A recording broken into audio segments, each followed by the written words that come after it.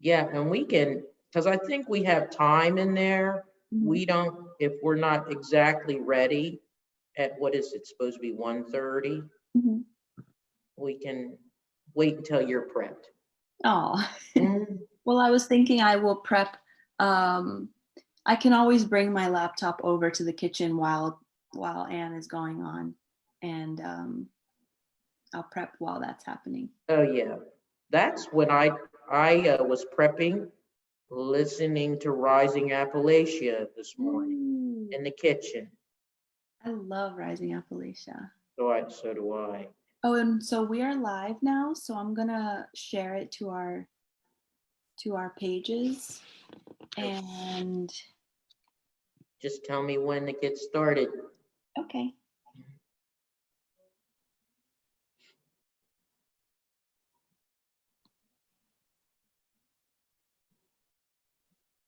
When is cooking demo? Is it at 1:30?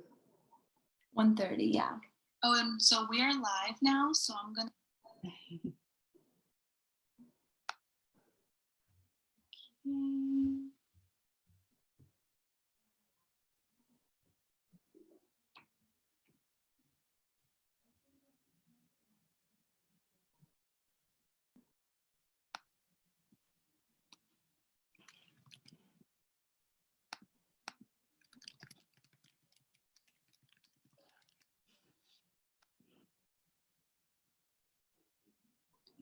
Yeah, I was just pretty excited yesterday. Okay, are we ready? Yep. Feel free to start whenever you want. Okay. Well, good morning, everybody, and happy rainy Sunday. I know most of you are probably still in bed, snuggled up right now, and that's the advantage of us doing this Facebook Live because we will be reposting later. But I just wanted to remind everybody again, for privacy purposes, if you do join the Zoom and you don't wish to have your beautiful faces shown, to just make sure that you mute your camera.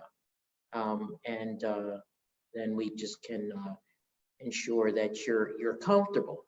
But first wanted to take the time to thank everybody for attending our events yesterday and supporting us. We have reposted everything. We literally had a blast yesterday. It was such a wonderful experience for our team, and we've been learning a lot in the process. We've already come up with some things that we want to do even more different for the next time. Um, but it was just a wonderful and joyful experience, and hopefully all of you, we got some beautiful comments back as well, so thank you for those. Um, but today we have some more. There's always room for more. So we have more events for you today. We will not be of course, having our Tai Chi this morning. That was supposed to have been at 9 o'clock. There were some technical issues relative to that because I believe the instructor was trying to coordinate having some of his participants participate. So we'll do that the next time. But what we have on the agenda for today, of course, is this healing plants discussion first, and then we will have the violet flame directly after that, and then the cooking demo, which I'm also really looking forward to as well. And we will then have um, Jenna coming back with some goddess yoga workshop. So that's what we have for you today. And this is a perfect day to just kind of sit snuggled in, still in your PJs or your sweats or whatever you wear, and with your blankets, and have your PC right there and have some munchies on the side and participate.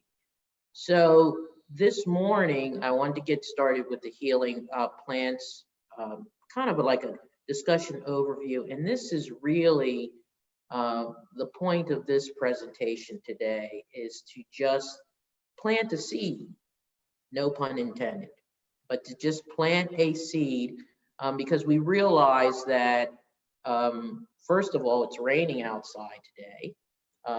We originally were going to walk through the garden, and then we realized we really don't have enough time scheduled to do that. Part of that is that there's a lot going on out there, and plus I'm long-winded. So we're going to do a regular plant walk during our June summer solstice, whether that's virtual or we're able to have folks here or a combination of the two. But today's discussion is really to just kind of get people thinking about their relationship to plants, and kind of why they are so important. And then I have noted in the presentation some plants that you can start with, that you can grow at home to get yourself started, and just start to form a relationship with plants. But you know, like I said, this is mainly to kind of plant a seed. And if you're not already involved with working with plants, you know, we're of course being really called during this time to kind of really reframe our reference point and our relationship to Mother Earth, as we've been trying to communicate throughout this particular event. Just a little bit about my background relative to plants. I first, at the top of the house, consider myself a self-taught plants person. I have been interacting with and have loved plants since I can remember.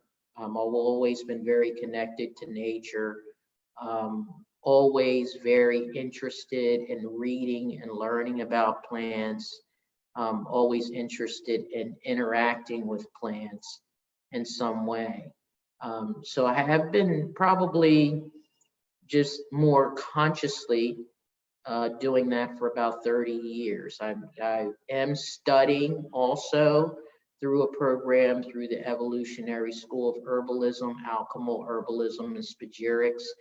And my interest with that is that it really ties very nicely into my healing work, because that's really looking at the alchemical properties, the usage of the whole plant. Many different facets of herbalism look at utilizing different portions of the plant, but within Spagyrics, you're really looking at the whole plant, because the thought is that the entire plant carries all this wonderful energy that you should be using more directly into whatever you're doing. And then how we interact with plants more from a sacred standpoint, and bringing in the cosmetology of it. You know, a lot of what we do here is based on this foundation of the connection, bringing the connection from heaven to earth, interacting with our cosmic family. And so the idea of this program that I'm engaging in is really pulling in all of those different principles as well. I'm also a certified permaculture designer and teacher. We do offer that certification class here. We have a permaculture homestead on the property where we have edibles, all types of edibles, medicinals, native plants, and that's been pretty much designed over about a 20-year period of time. So we're getting some very real-time interaction with plants. I may not be as savvy on all of the Latin names of the plants, but I can tell you I've had many conversations with the plants. So that's my background. That's what I'm offering. I'm continuing to learn and glean from all of those out there with their plant knowledge, and just take in as much as possible. So today, you know, we'll talk a little bit, like I said, about the medicinal healing benefits of plants, the idea that all plants are healing, the modern theory around that, as well as esotericism and spirituality, and the steps that we can take to reconnect, and also herbs that you can be able to utilize to kind of get yourself started. You can grow them if you have a small space where you live, if you have pots. These are herbs that would grow quite nicely. And to just kind of familiarize yourself with them, looking at the leaves of the plant so that you can identify them, learning about, all the different properties, their edibility, you know, how they can be used from a healing standpoint, relative to developing tinctures and things of that nature. So we're not going to go into the more specifics of developing tinctures and tonics and things like that. We do have some classes throughout the season where we're going to go into some of those things a little bit more. But again, like I said, this is really the point of this today is to plant the seed. And, we're not the conqueror of the earth. We are supposed to be working in concert with the earth. And the plants are very instrumental in teaching us that. So moving on to the modern theories, around plants. Hold on one second, my PC wants to jump around here. So irregardless of whether we consciously or subconsciously do this as humans, we're inherently drawn to seek connections with nature. We love being outside. We love interacting with the earth in some way. And when you think about it, we have evolved with nature well over millions of years. Nature has been here prior to us, so we kind of came in to the conversation. And when we came into the conversation millions and millions and millions of years ago, there was a recognition, there was a sacred recognition to our relationship with plants. And as we continue to evolve, it's almost like our relationship with plants has de-evolved in some way because of the mindset and the consciousness that came onto the planet. So we know inherently at a very baseline level that plants will promote productivity. So any of our interaction with plants, whether it's to have a beautiful plant sitting in your office, you may not understand more from a metaphysical, physical standpoint what that plant is actually doing for you in that space, but you do have some cognition on some level because we love to have that. We're feeling the vibration, we're feeling the frequency from that plant in some way, either on a conscious or subconscious level. Plants also have a tendency to allow us to tap into our creativity, and how they do that is they allow our framework, psychological framework, to become relaxed. We get relaxed feelings. Again, we may not quite understand on a conscious or subconscious level why we're feeling that way, but we know we feel that. When we have plants in our space, it makes us happy. It makes us relaxed. There's something intangible that is absorbed into our space in some way. And again, I bring that back to the frequency and the vibration that plants carry. And that the other part is that plants help us live longer. We again know cognitively that when we surround ourselves with plants rather than separate ourselves from plants, we went into the industrialization, the urbanization, and when our city structures, you can go into certain cities, and now we're starting to see a shift where plants and farming, urban farms and things like that are being brought back into the cities, mainly to repurpose that connection that human beings have to plants once again. So there is that cognition that understands on some level that when we have plants in our space, they do something to the aging process around us. And again, I will draw that back to the vibration and the frequency that plants have. So a lot of our modern theories, and when I'm thinking about, when I say modern theories, this is on a baseline level what I believe we all have some aspect of inner knowing about. The idea of productivity, creativity, and impacting our aging process in some way.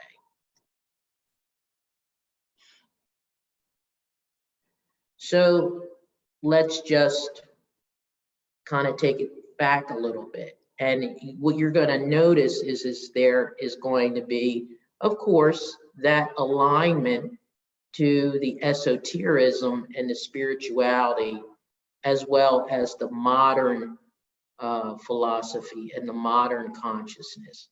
Although in esotericism and spirituality, we're going a little bit deeper, we're going a little bit higher, and we're expanding out because we're bringing in those aspects of really tapping in to the consciousness of the plant.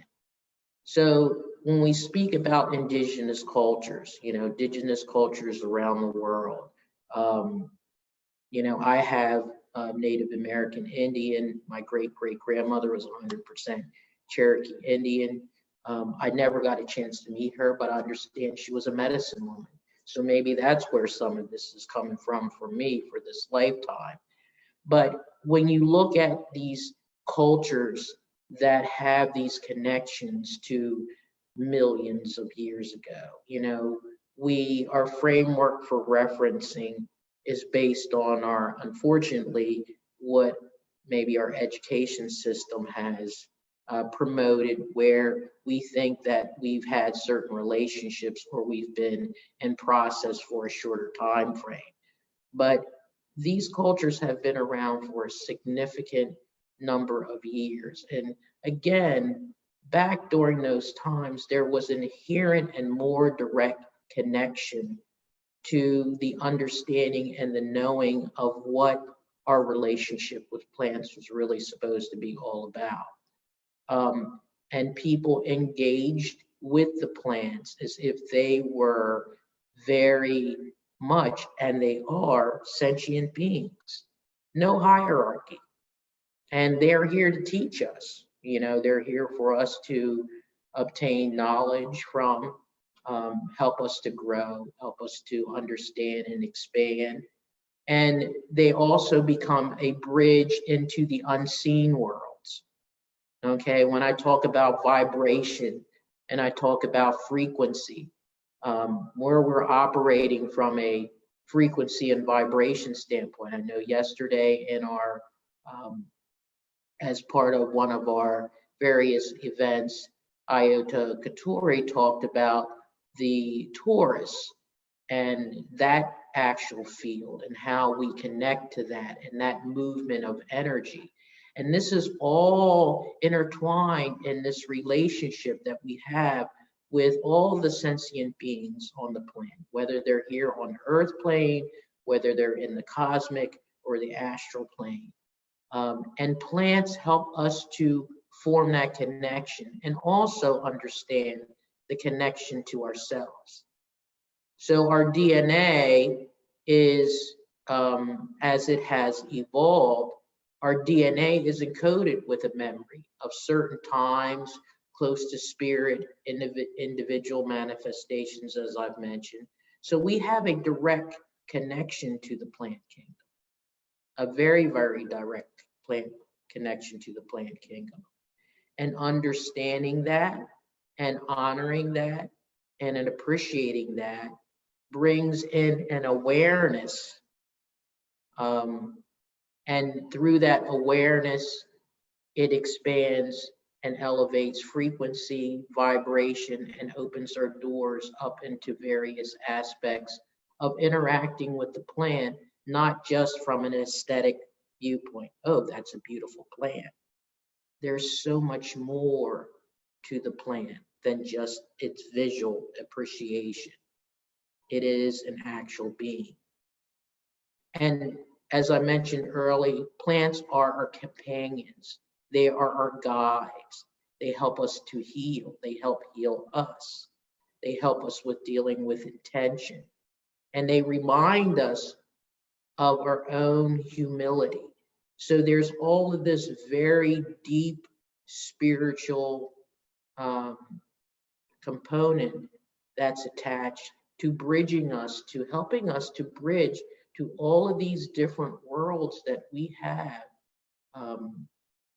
the benefit of being able to journey and connect to and remembering. And I'd like to say re-remembering, because we already have all of this remembrance within us. So it's more or less a re-remembrance. There's nothing new to be learned. There's only that to be remembered. That's one of my teachers used to say that all the time. So the sacredness of our relationship with plants and really being able to understand what they represent and who they are as beings is so important. And the ultimate understanding of the plant's connection to source energy. Okay, source, universe, God, however you define that great spirit. This is very, very powerful. And when you really open yourself to understanding that connection, it of course expands your own openings and things of that nature. It's so funny because I know when I was like in my 20s, I used to tell people how the plants were speaking to me. And of course, they thought I was a little bit loony, but maybe not so much right now. And guess what? When they're all in concert out there, it's like a symphony.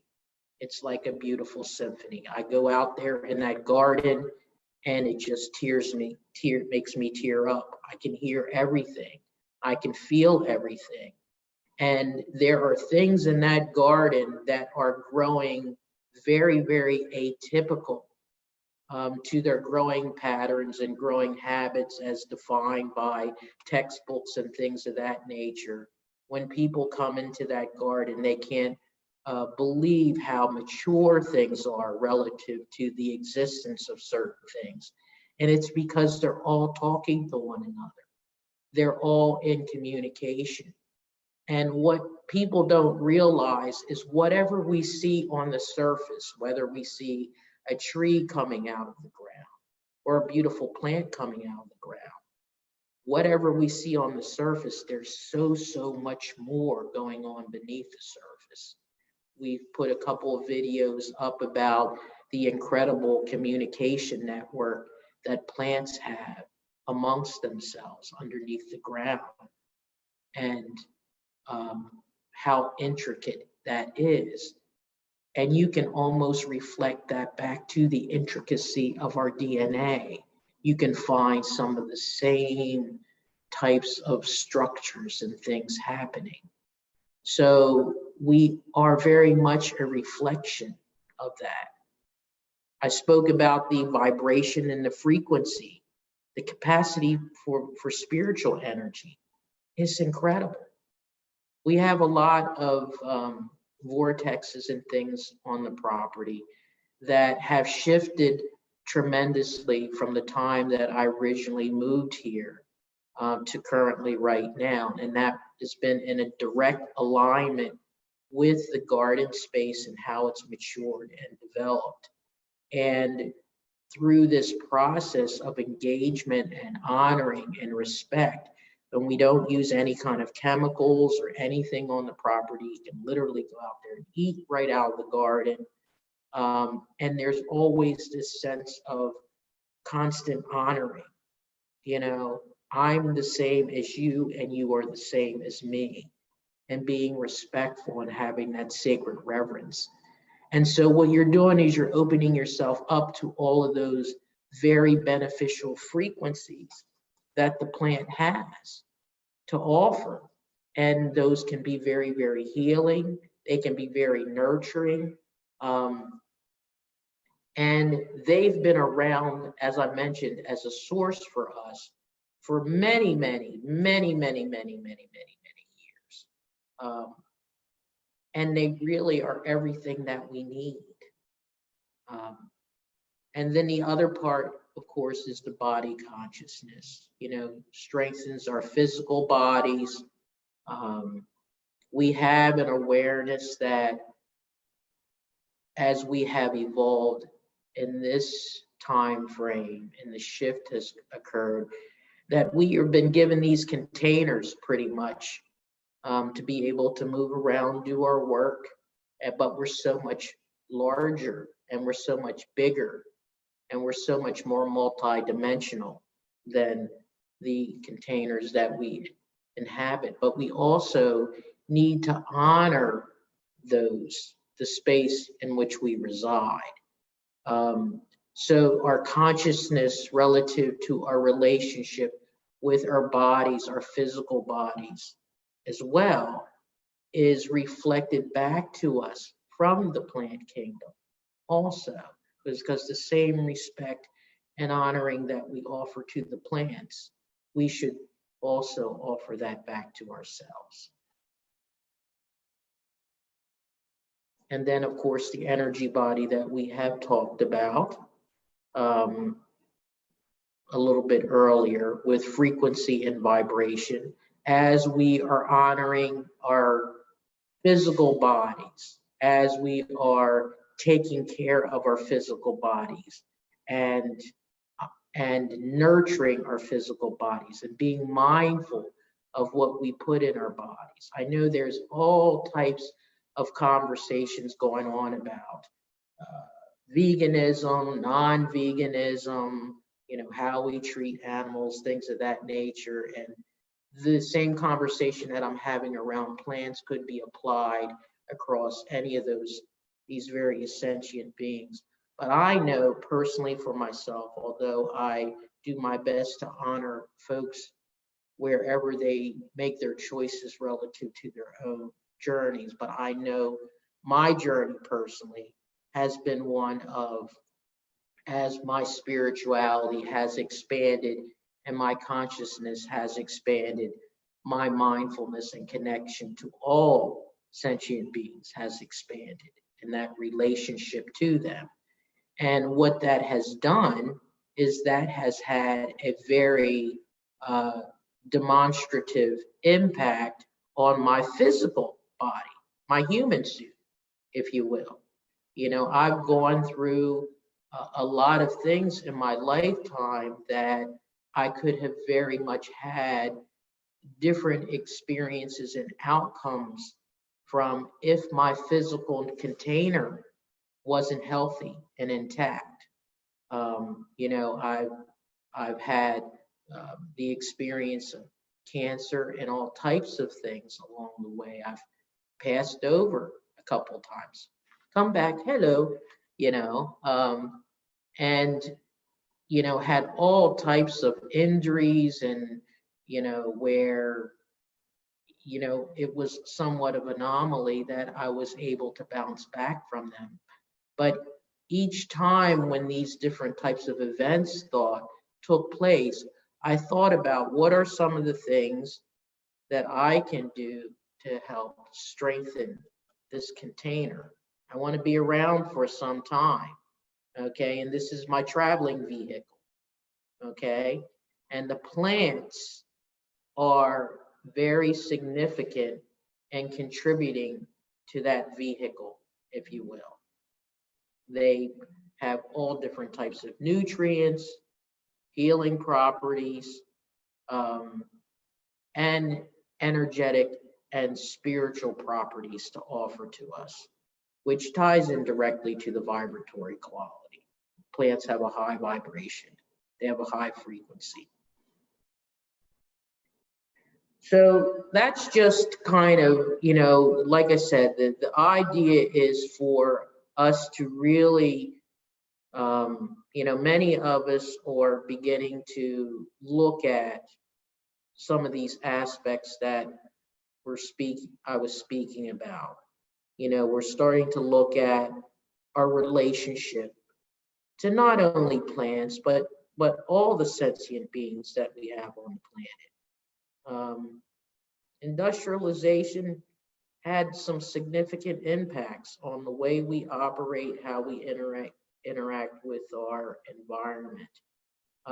But the time frame that we're in right now, of course, is having an opportunity to allow us to slow down, think about things, become more mindful, have some awareness, and be able to see where we have opportunities to shift into places which are going to start expanding our consciousness a little bit more, and the whole aspect of how we interact and treat the earth, what the earth naturally provides us, is really, I think, becoming much more visible to people right now, and very integral in that conversation are plants. So just a little mention about plants in general. I know in the herbalism community we have some segregations or some different philosophies or different ways of studying or different ways of focusing, and it continues to expand, and there is so much opportunity to learn about different plants in various ways. And my approach, because of my interest, has always been, again, that I look at almost all plants as having some value, some contribution, or they wouldn't be here. So whether you go outside and you see a tree, and you can pretty much know that there could be components of that tree that are edible. You could know that there are components of that tree that are medicinal, meaning that they have healing properties to them. They could be used as things to expand and clear the energy spaces, if you will. But one of the games that I would always play with myself is whenever I came into contact with a new plant or a tree or, herb, is to say, okay, what's your purpose? What's your purpose, little plant, little tree? What are you here for? Rather than to say, oh, you're something that's growing in my lawn. I need to get rid of you because you're not making my nice little green carpeted lawn. Or, oh, you're invasive. You're spreading all over the place. Even things like poison ivy, poison ivy from an energetic standpoint, it's a protector. It has a reason for being present. But we want to go in and we have to, we're going to get poison ivy. It's going to get all over our bodies. We're going to blah, blah, this, that, and the other. I have areas on the property that when I came, there was lots of poison ivy. Now there's food growing there. Okay. So you have to, to shift this mindset rather than of, I am the conqueror. I am coming to conquer you. I am hierarchically higher species than you. Maybe the shift to, wow, what is it that you have to teach me? What is it that you have to show me? What is it that you have to offer me? How can you help my healing? How can you shift my consciousness? So that's how I've been able to learn the most along the way, is to ask that question. Ask that question of the plant. And of course, now, they they've been talking to me for some time. I mean, really talking, speaking, and whispering. But to ask that question and to maybe shift that mindset as to what is your purpose, because everything has a purpose. Everything has a purpose. So that was just my little soapbox on my particular philosophy in general and suggestion about how to approach the plant kingdom and to facilitate that shift, which then can build that awareness, which then can expand, create that opening, which then has the opportunity to raise that vibratory frequency so that we're now dancing with the plant. We're having that symbiotic relationship of symbiotic beneficial relationship.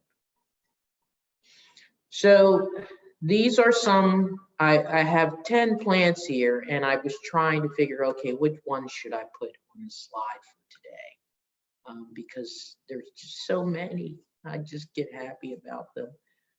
But these are plants that I feel you can easily grow for yourself and maybe start getting yourself familiar with these plants and interacting with them. You know, you can grow them in pots, and like I said, if you have a small little space, and certainly I can send you some additional information on these, and if you have any questions around them, you can certainly reach out to me.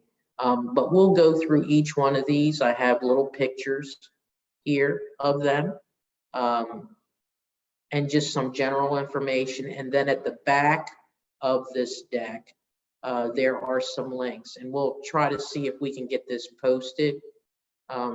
Gabby, I think we can get this presentation posted, can't we? Yeah. So we'll try to get this posted so that you have them, and as well as the reference links in there to kind of get you started. And then I would also encourage you to attend our other workshops as well. So we have lemon balm, we have yarrow, and you know, from a medicinal herbal standpoint, the white is the more medicinal version. Most of the nurseries you'll easily find the yellow yarrow, but the white is going to be your most medicinal. So if you're able to look for that, Solomon seal, and they have like the smaller varieties and the gigantic varieties, and they generally take a little more time to take, but once they get happy, they start spreading.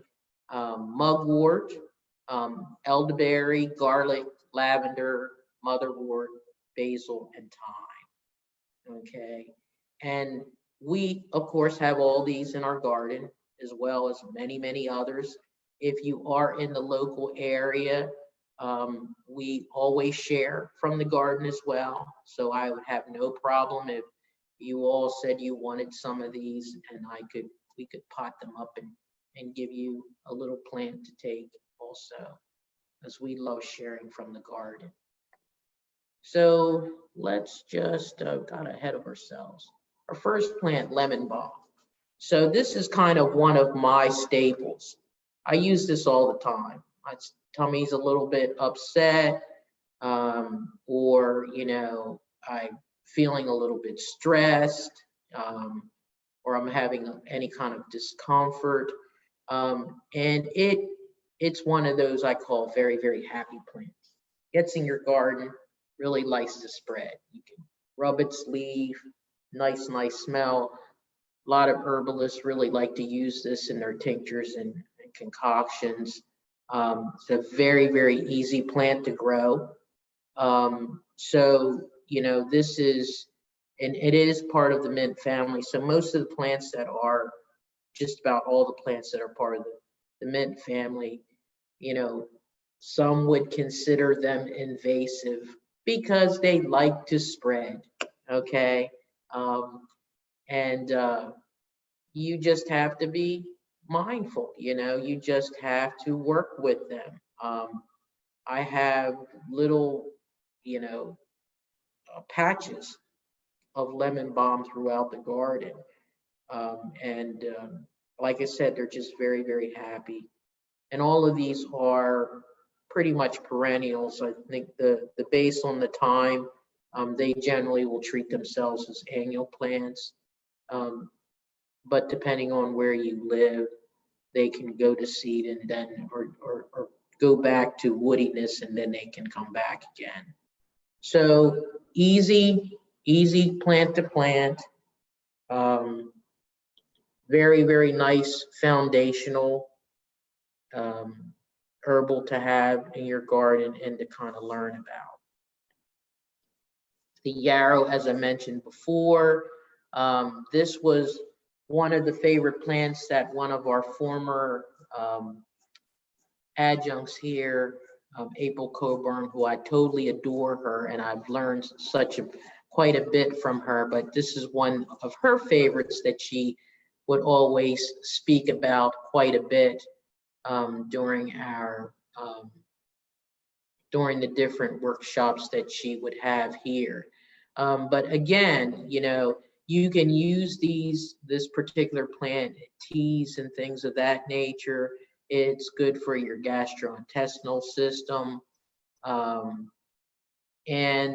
most of these herbs have so very many, many different benefits associated with them. What I've put up here as descriptors are just a little blurb, which is really the reason why I put the reference information in the back, because it's a lot more expanded. But it has the ability to be able to help support things relative to your colds, hay fevers, sweating, if you're having pain relative to toothache. I've used it, for toothache type things. I've used it for gastrointestinal and any kind of appetite relative type things. And also, like I said, I've generally had it relative to using it as a tea in some way. So. And then next we have a Solomon seal, okay? I have used this particular plant for kind of any bruising and problems relative to inflammation type things. It tends to be, again, a beautiful plant, although I believe that all plants are beautiful. So it has retention type properties relative to it, to kind of help support your system in various ways. So this plant, it generally, when you plant it in the ground, it likes to kind of take some time to get itself comfortable with things. The roots spread underneath. You can use, the roots are very much where a lot of the medicinal properties of this plant exist. And typically, if someone were to come over and they would like to have some of this, I generally dig some of the root up for them and put that in a pot to get their garden started. We have plenty of this, so I would have no problem at all sharing. And mugwort tends to be one of my favorite plants. I call it one of my magical plants. You will see this a lot with some of the shamanic work that I do as well, because of the energy and things that it carries, but more from a medicinal standpoint. It carries the properties of being able to be used as a sedative, which is why in shamanism it supports kind of like dream work and things of that nature. If women are having problems with menstruation and things like that, mugwort has those sedative type properties and being able to help relax. So this is kind of one of my most favorite plants. Again, it's easy to grow. Again, sometimes it likes to spread. Sometimes people would consider that invasive. But all of these things can be managed. It's not like you're going to come outside one day and all of a sudden the plants have spread all over your garden. And typically, interestingly enough, what I have found in our garden space, that even with plants that are considered to be invasive, when they are working in cooperation with mature spaces, it's surprising how they kind of manage and stay within their own spaces, and they're very, very supportive of doing that. It's almost like this respect that the plants have amongst themselves.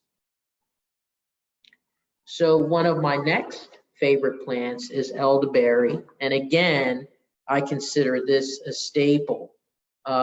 When I was in my, I guess, late 20s, early 30s, they diagnosed me with all this asthma and high-risk respiratory problems and things of that nature. And I had always been extremely sensitive to any type of medication ever since I was very young. And with me being a nature baby and having so-called all these asthmatic and respiratory conditions, they just simply didn't align, because I was going to be outside and anything I could possibly be in regardless. But the other aspects that I believe come into play are your dietary habits and things that you are bringing into your system. For instance, dairy products and things of that nature that can cause inflammation in your joints. So depending on the culture that you were brought up under, my mother, she cooked very ethnic food and it was really, really good, and everything was homemade when I was growing up, because we were very poor. We didn't have very much, but I never went mealless because my mother and my father were such great cooks. But the types of food products and things that we were taking into our system, could help to support to develop some of the challenges that were within our system. And dairy products especially are very instrumental in causing a lot of like mucus buildup and respiratory conditions and things of that nature within your system. So, we also, living in Delaware, we have all of those things that like to set those types of reactions off. So, of course, whenever you go to a doctor, the doctor's going to say, okay, you're having this condition, or within this spectrum, these are the medications that you need. And before you know it, you become and you are engaged on it within this cycle of medications, which can create other conditions for you. So for me, with the whole conversation of asthma, it was almost like yearly I would be in the hospital being nebulized because my lungs were, you would have thought that they were ready to collapse.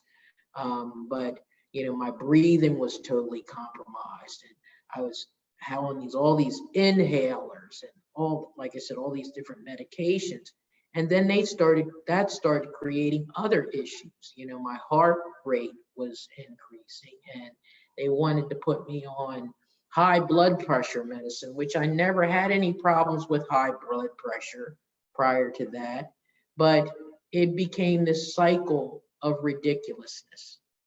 And it's at a point in time, I just decided I'm not going to take any of this stuff anymore.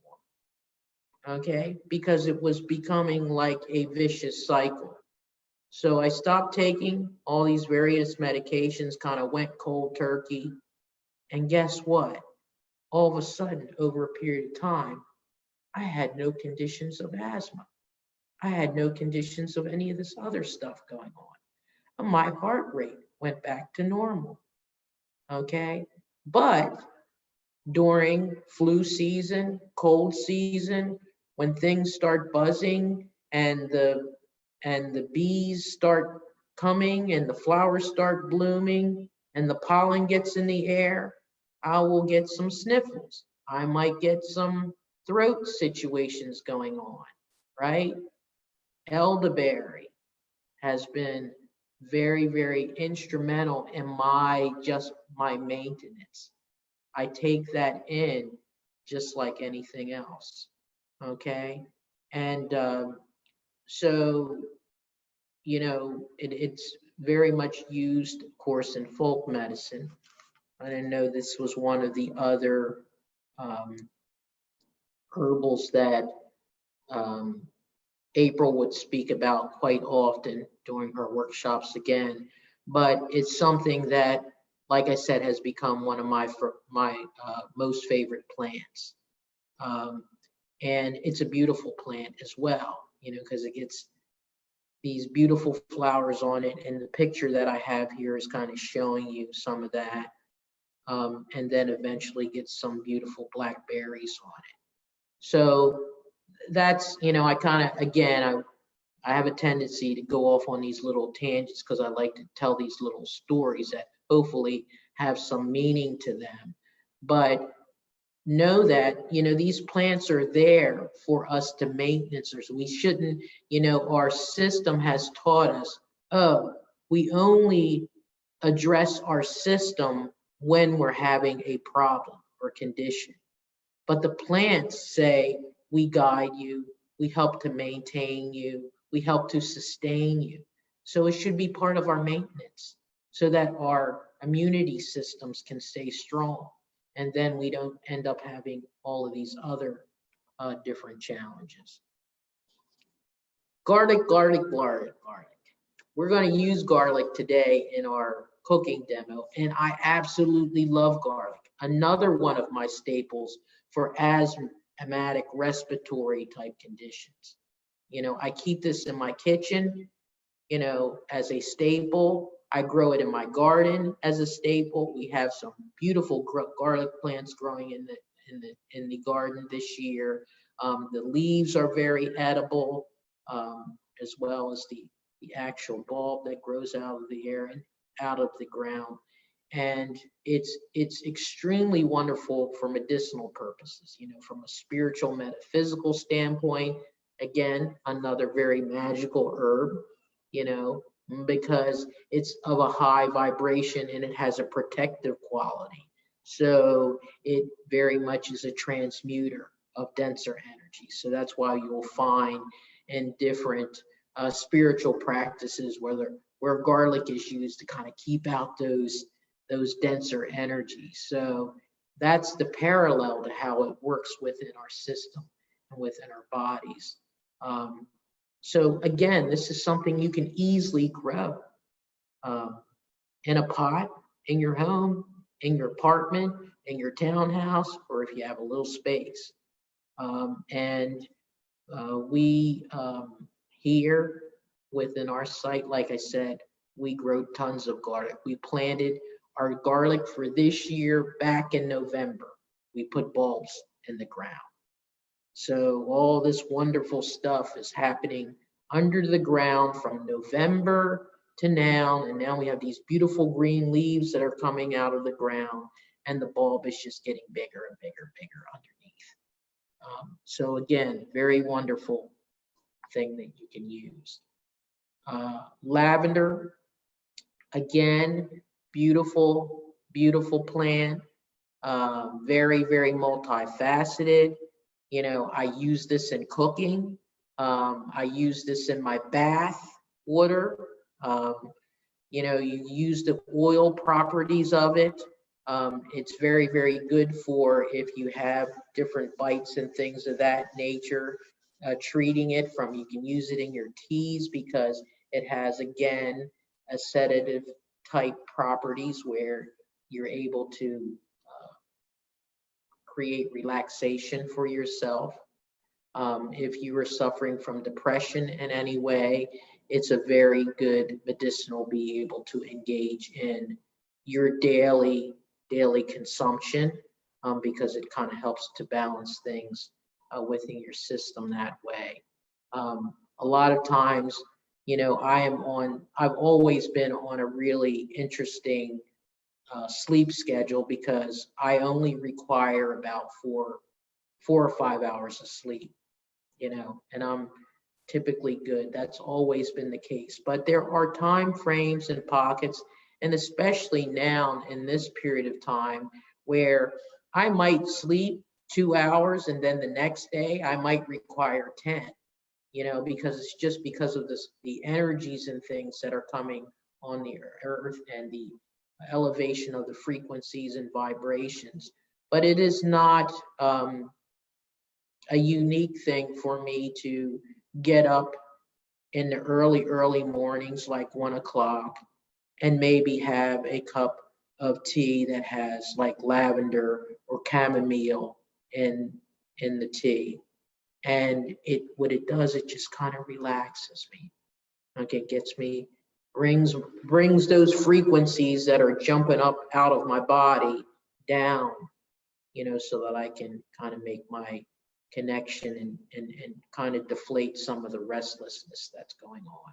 So again, you can easily grow this. There are different varieties of lavender, which I also have referenced in the back of the presentation as well. Most of the nurseries carry various varieties. We tend to get a lot of our seeds and things from various permaculture farms because we know that they've not been treated with chemicals or things of that nature. But there are also some very good local nurseries in the area where you can get some of these different things as well. And then next is motherwort. Again, this is another one of my favorite, I call magical herbs again.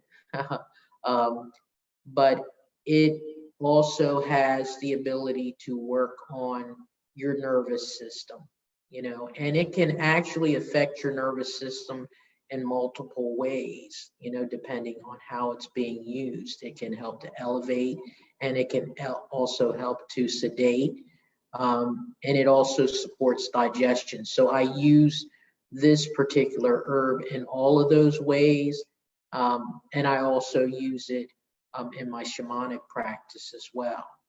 We do grow this in the garden. We have lots of it. So again, if you're locally and you wish a plant to share, we would be more than happy to share that.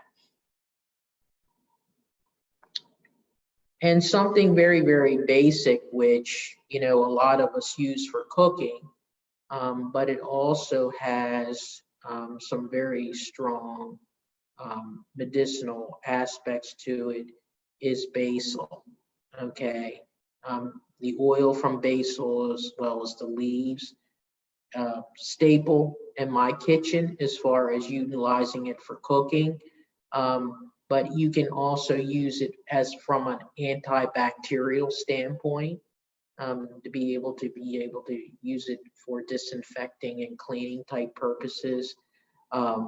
It's good for your system because it does have a tendency to kind of clear any of the bacteria and things from your system. So it's good to be able to use that pretty significantly in your cooking as well. And thyme also, again, is one of those multifaceted but easy type of herbals that you can have and be able to grow. It has a tendency, we've only planted thyme one time, no pun intended again, but we've only planted thyme one time in our garden. And it tends to have woody properties to it, so it will kind of die back. And I am generally still using the thyme throughout the winter time. So, you know, it may not be as significant from a leafage standpoint, but it will come back. It's supposed to be really acting as an annual, but we have found that it has come back and it has kind of a sprawling type nature to it. So again, very good for your stomach, gastrointestinal type things. I've used it also for bronchial type things for myself, because any of those types of herbs that I can be able to use from a maintenance standpoint to ensure that I don't have any kind of outpicturing of conditions relative to bronchial type aspects are definitively something that I've been engaging in. And I cook probably with thyme is one of those types of herbals that I use pretty significantly in my cooking. So, with just to mention from a cooking standpoint, the opportunity here is to medicinally engage plants within your cooking, because you're directly ingesting fresh herbs and things of that nature, which can have a great benefit to your little human suit as well. So those are the herbs that I've selected for today. And Gabby, how are we on time? We're doing okay. It's 10:58. Oh, good. Okay, so I guess I'll just kind of start to wrap up things a little bit. But, here's some references on the back. Just about all the herbs that I talked about today, there's additional information if you go to these different reference points to kind of like start you and do your research, do your research around things. I'm just sharing with you the ways that I've used some of the various herbs. There's tons of information out here, but I always feel that the best way to learn is to actually engage and try on your own. The other thing that I want to share with you all, I have so many herbal books, but I recently purchased this book called The Lost Book of Herbal Remedies by Dr. Nicole Appelian, PhD, and Claude Davis. I have posted this on our Lemieux Sacred Garden and Permaculture page as well. But if you need us, we can also make sure that we put that on our Facebook event link. I highly recommend this book, especially for folks who are just trying to initially gain an understanding of herbal remedies and how it makes sense more from a practical standpoint.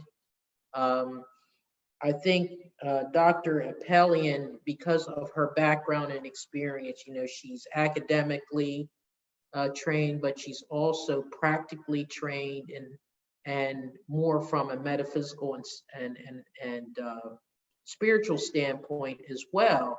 And she goes across various different types of herbs. She doesn't just stay in one pocket.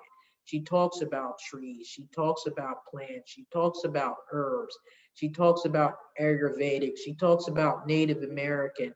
She talks about some of the Peruvian type plants, So she really has a very nice breadth of knowledge baked into this book with very nice references, information around how you can actually create your own home remedies and different tinctures, more from a definitional standpoint. So it takes the overwhelmment out of the conversation, and it brings in the practicality, I think, based on the way we were intended to relate with the plants and kind of get you going. And along with that, she has a lot of other supplementary information, which you have an opportunity to access from her as well, which we have picked up some of that for our reference library. She even has a book specifically on the autoimmune protocol, which I picked that up. It was a digital download, and I took that to Staples and had them put it in a nice little binder. So that might be something that's very helpful for folks, especially during this particular time. But as I mentioned, we have a number of herbal books and reference books, and I have things from my own personal stash. But I did recently get this, and I'm going to use it also for teaching purposes within our program, because it's a very, very nice starting point. But again, you know, in the quest to share, I think that this book is a nice starting point. So I have enjoyed my time with you all today. I could continue to talk about plants for the rest of the day, but we have some other real groovy stuff that's coming up. And if you have any questions at all, don't hesitate. And I encourage you that once the quarantine is lifted, yes, I see a hand going up. Yes, Gabby. I just had a general question about using dried herbs versus fresh herbs, like for teas and things like that. Like if I were to purchase dried herbs or something from somewhere that does it treat fair use and all of that, do you recommend that, or do you recommend growing it yourself, drying it yourself, doing all that? That's a really good question. And, sometimes I think the answer to that becomes accessibility.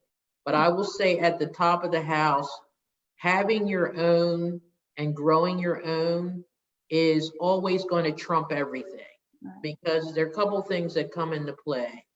You know where it's come from. You've grown it. Okay. You know how it's treated. You're not using chemicals or any inorganic properties. And you can dry your own fresh herbs yourself. Okay. But if it comes down to an accessibility standpoint and you are purchasing dried herbs, if you know where they're coming from, like I go to a couple local markets here, and if I'm purchasing certain things, I know I'm going to get something that's high quality. I know it's not going to be something that's processed. I know it's not going to be something that has had, some type of chemical induced into it in some way, or whatever the case is. So, if you do go and purchase, just understanding where it's come from, I think is the most important thing to know. And if there's some very reliable organic market that you go to get things, yeah, you could feel very comfortable with that. Okay, thank you. You're welcome.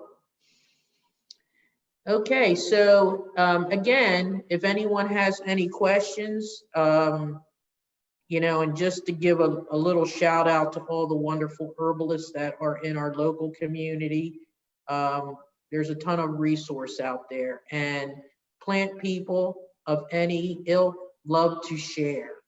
They love to share. So don't ever hesitate. Don't feel overwhelmed. Don't feel intimidated. Just ask. And so with that, I'm going to wrap it up because I am on time, which is a magical thing in itself.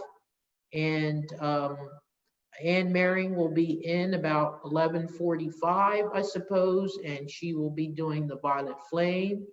And Gabby and I are going to get ourselves prepared and prepped for the cooking demo. So I will be back at you about 1:30.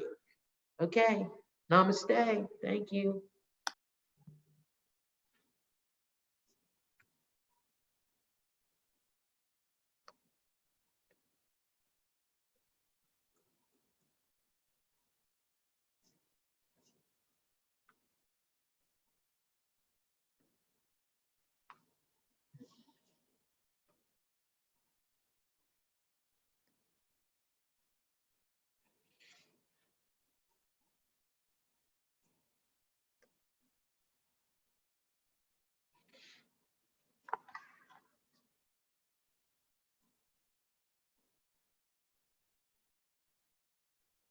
Hey, buddy.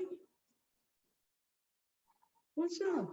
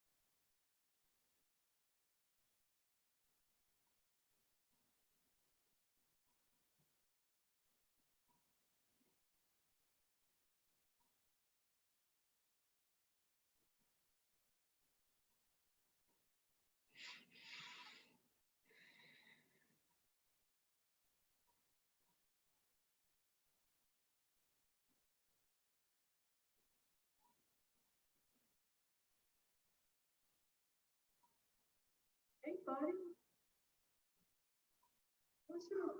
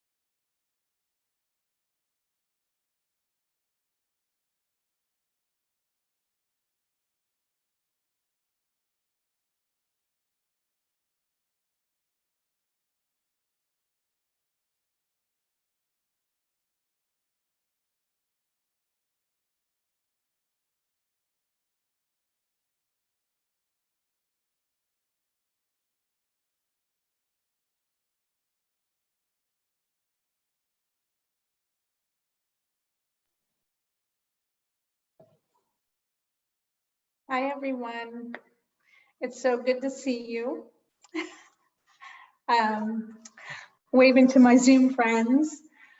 I just want to let everyone know that this time we have jumped in this weekend into Zoom and Facebook Live. I hope everyone can hear me.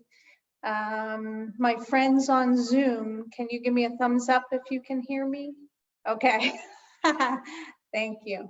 I also want to let you know that since we're doing Zoom and Facebook Live together, when you come into Zoom, in order to participate that way,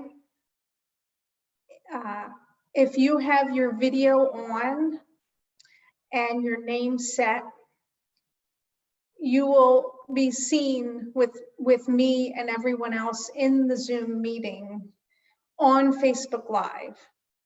So if you don't want to have your little picture, if you've been in Zoom before and you're in gallery view, you'll know already what I'm saying, that everybody's picture pops up in these little rectangles. If you don't want your picture popping up on Facebook Live, what you can do at the bottom of the Zoom is to stop your video. The other thing you can do for privacy's sake, because I understand that it's Facebook Live and not everyone wants to be on Facebook Live. So the other thing is your name will show up if you stop your video. Your name will show up in that rectangle box. So you can also remove your name. Remove your name from showing up as well. There's an option to do that. So I just wanted to let everyone know that before we begin. I'm very excited to be here. I want to thank everyone for participating, not only today, but if you had a chance participating all this weekend with all of our wonderful activities. And if you haven't, I'm a busy mom of two. I wasn't able to join in everything. So I'm looking forward to, over this coming week, everything's been recorded and it's also on Facebook Live. So I'm gonna enjoy every night this week, having a little bit of time celebrating again, watching the Facebook Live Earth Day celebrations that we provided here at Inner Source Wellness. I also want to send out a big thank you to a very dear friend of mine. Today, I have a camera. And after my experience where I wanted to go out by the water and provide the violet light meditation and spoken word out by the water, and I had problems with connections, dear friend of mine bought me a camera and a microphone. So I continuously am learning, and I'm so very thankful. And you all are on this adventure with me. So thumbs up. Yeah, thumbs up. And so with that, I'm going to get into what we're doing today. So today's theme, every week we have a theme, and this theme this week that came down for me, which of course I figured it would be something to do with the earth, was Earth's renewal. And these words came down to me: look up to the sky, then down to the earth, see everything in between, and know this: I am heaven sent in all its goodness and glory. And that just actually made me cry. Tears of joy, nothing bad, tears of joy. I'll say that again. Look up to the sky, then down to the earth. See everything in between, and know this: I am heaven sent in all its goodness and glory. So that really speaks to the heart. And I'm going to do a reading today from Peter Mount Shasta. I am a being violet light. I am the Violet Tyra, sorry. And this is something that he writes in his book. Out of the sea of consciousness emerge the awareness of love and thought, different aspects of the one. Similarly, the sun's light and heat are perceived as different, though from the same source. From this joyous birth of dual consciousness comes forth the sound Om, followed by the vibrations now known as the Sanskrit alphabet. Then emanated the 7 rays of consciousness, which as they enter into the density of this atmosphere, sometimes appear as the 7 colors of light, 7 colors of the rainbow. One manifests as many. Consciousness manifests as sound, light, color. It also manifests in the denser expressions of the elements: earth, water, air, fire, ether. And out of all these components comes forth all that is.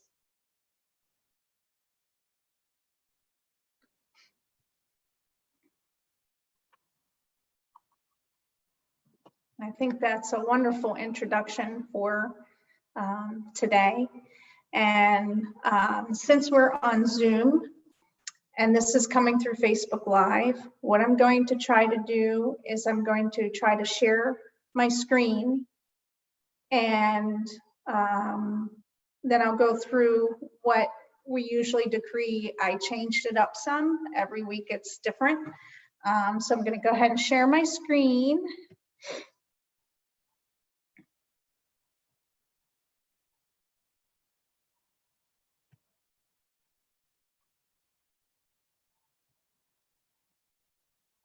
Okay. Everybody on Zoom, can you see it? Thumbs up. All right. All right, so here's the theme that I was talking about earlier. And this week, we're going to just go right into the Om, the primordial sound. Then we're going to do our preamble. We say this one time. And the preamble goes all the way up into this point where we, see if I can highlight this. So the preamble stops here, maybe. I can't highlight it. Okay, the preamble, can you see my cursor moving? Okay. It stops at awake the earth and set it free. And then we'll go into our decrees, and we say this with deepest and purest intentions one time, and that's to set the framework for our intentions for our decrees. And then we go through each section again 3 times. So this is a section, let violet fire, freedom roll. The next section begins with I am full power, freedom's love. And we'll keep going through all these sections, saying it 3 times.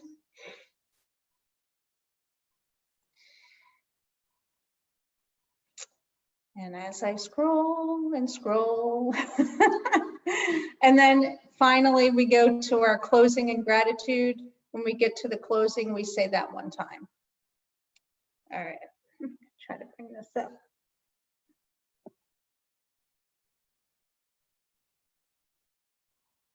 All right. All right. Let's get started with our Oms. Are we ready?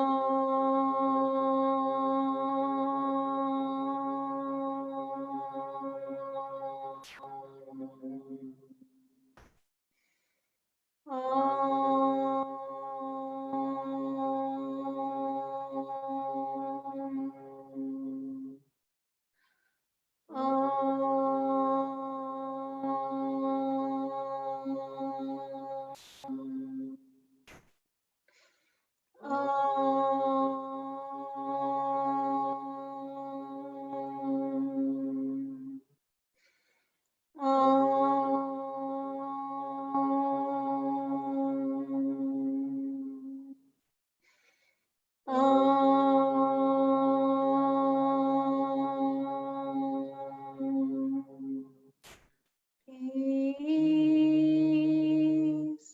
peace.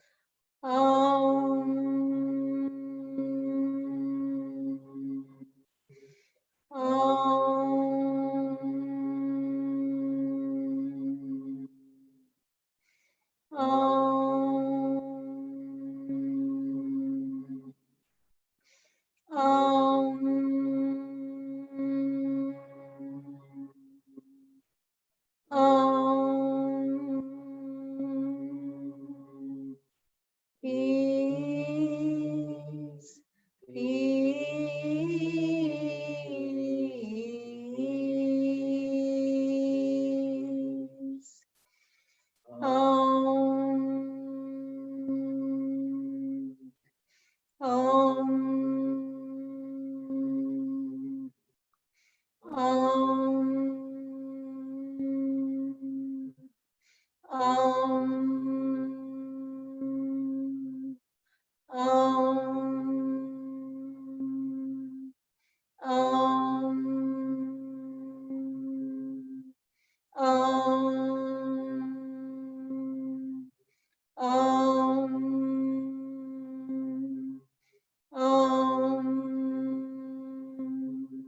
Peace,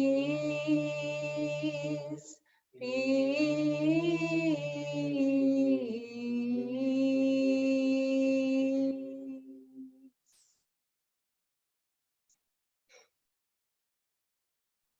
In the name, power, and authority of beloved I am calling forth the mighty I am that I am. In reverence to creation's 7 rays of light, morning, noon, and night, I call to thee to raise my frequency. And from this light, I build new thoughts that build vibrancy. I bring forth the central sun stationed firmly above my head. I pull down 2 pillars of violet light as the anchor to one's door. I build my floor of crystalline grid and firmly forge ahead.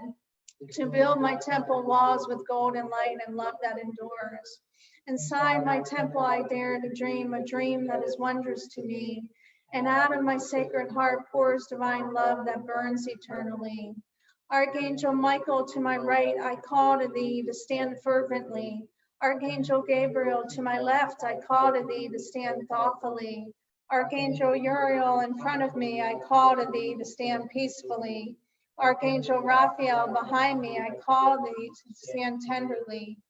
Radiant violet flame, O come, drive and blaze thy light through me. Radiant violet flame, O come, reveal one's power for all to see. Radiant violet flame, O come, awake the earth and set it free.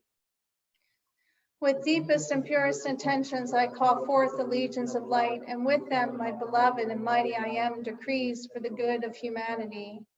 Let violet fire of freedom roll round the world to make all whole. Saturate the earth and all beings too with increasing radiance shining through. Let violet fire of freedom roll round the world to make all whole. Saturate the earth and all beings too with increasing radiance shining through.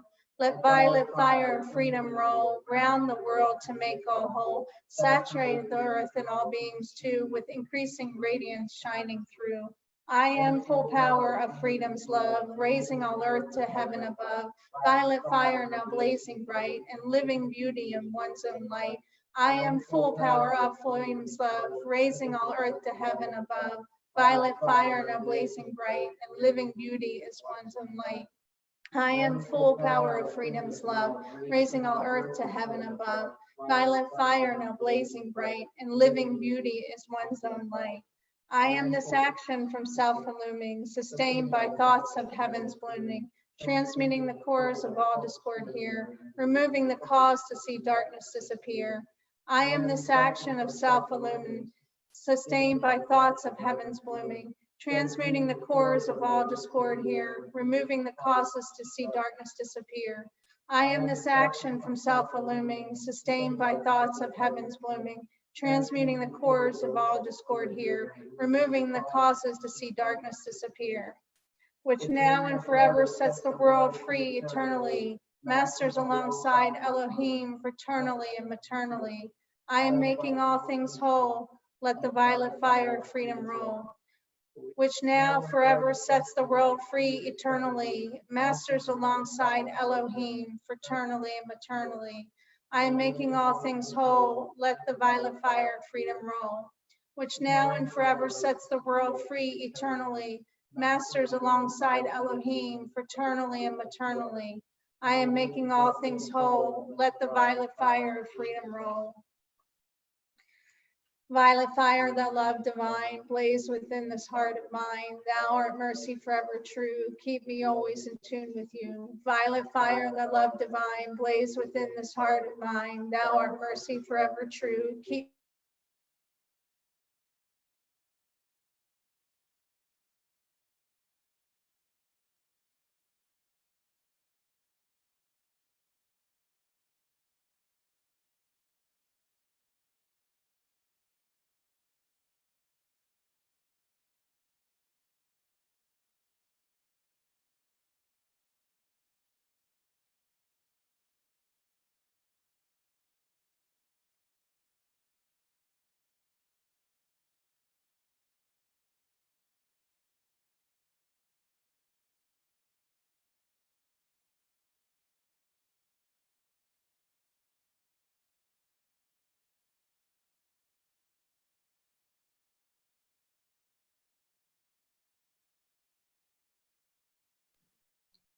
Just give us a second, everyone. I believe we had some technical difficulties, but Anne will be right back.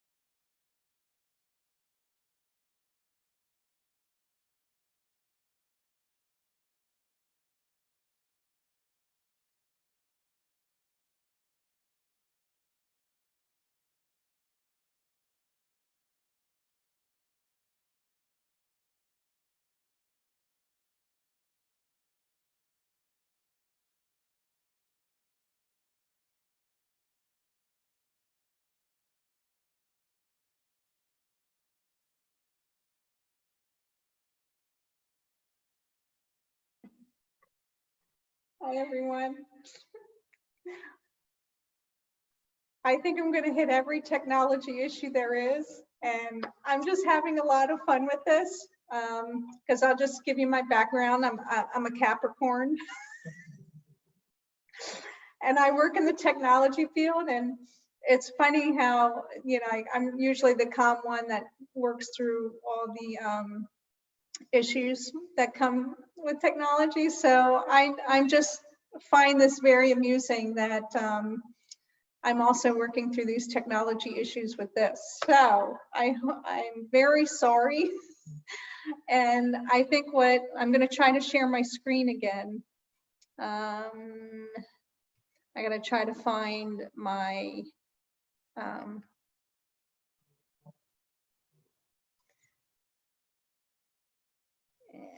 let's see. How do I get back to Zoom? I can't.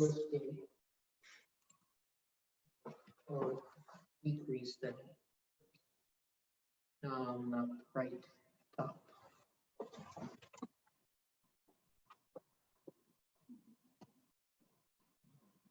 Minimize that first. Go to the camera, then hit share. All right, I'm going to try sharing now.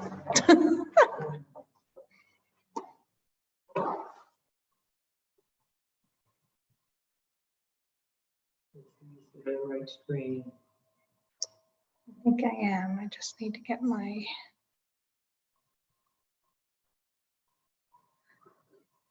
All right, and Zoom friends, are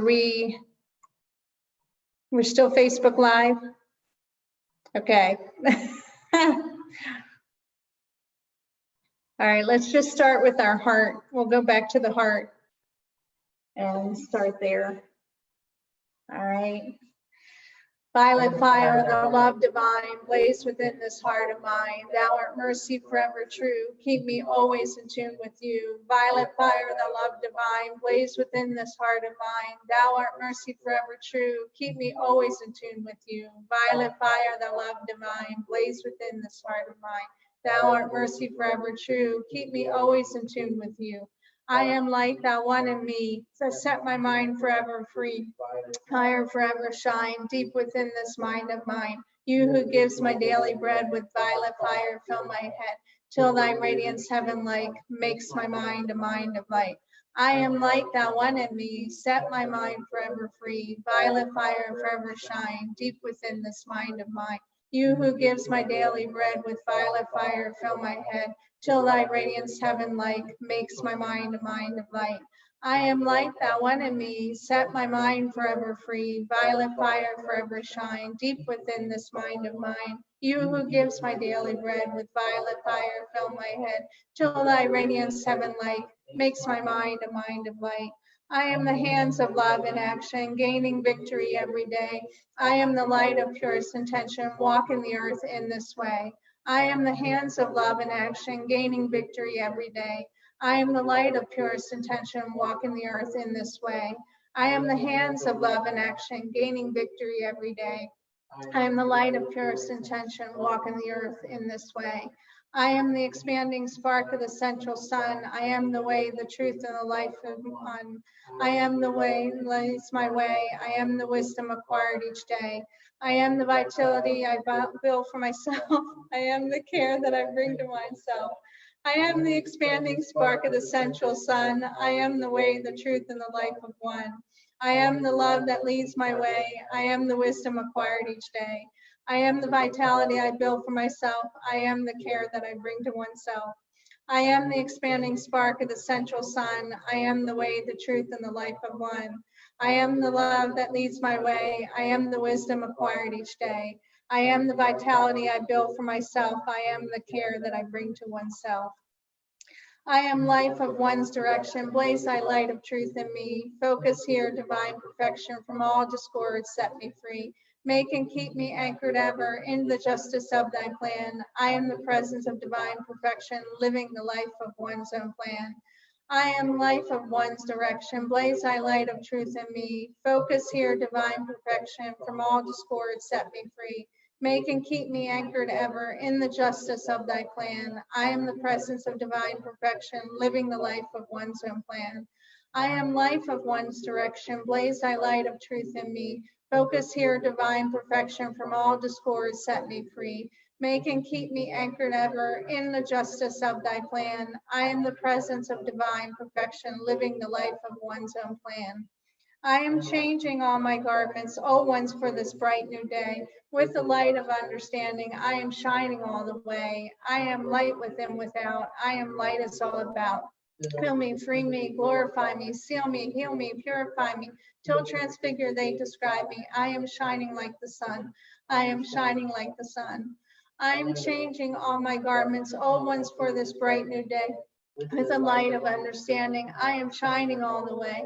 I am light within, without. I am light is all about. Fill me, free me, glorify me, seal me, heal me, purify me, till transfigured they describe me. I am shining like the sun.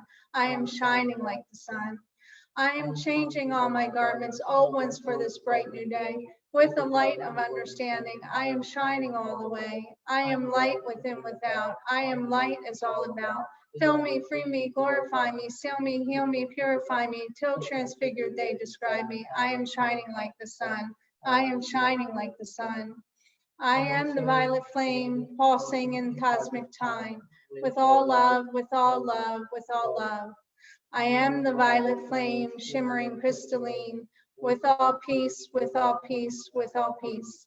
I am the violet flame setting earth's elements free. With all power, with all power, with all power. I am the violet flame pulsing in cosmic time. With all love, with all love, with all love. I am the violet flame shimmering crystalline. With all peace, with all peace, with all peace. I am the violet flame setting earth's elements free. With all power, with all power, with all power. I am the violet flame pulsing in cosmic time. With all love, with all love, with all love. I am the violet flame shimmering crystalline. With all peace, with all peace, with all peace. I am the violet flame setting earth's elements free. With all power, with all power, with all power. Seal, seal, seal, an ovid bright, made of violet flyers clear light. Every elemental being set and keep them free from discord's blight. In the name of the mighty and victorious presence of I Am, I say thank you and let it be done. Right. I will start the bells for our meditation. Or you want to go ahead? All right.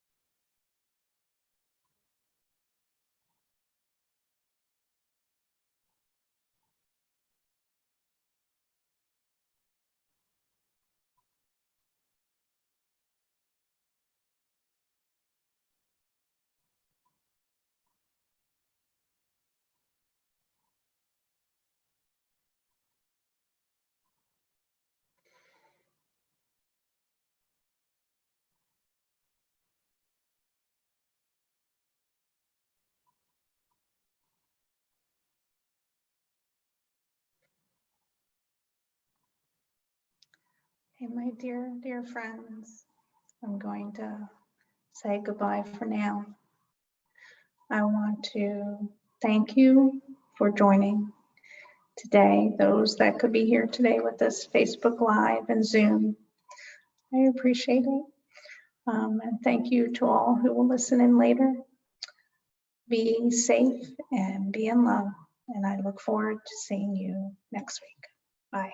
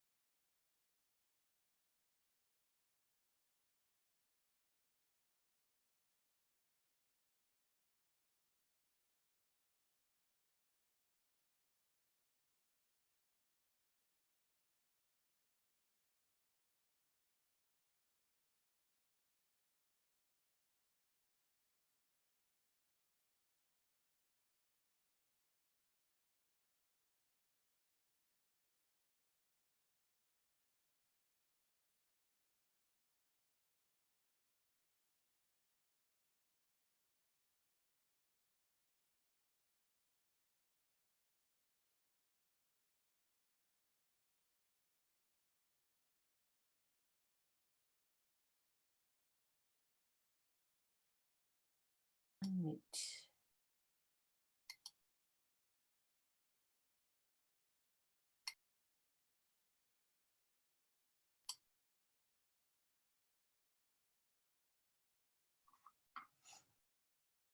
Hello.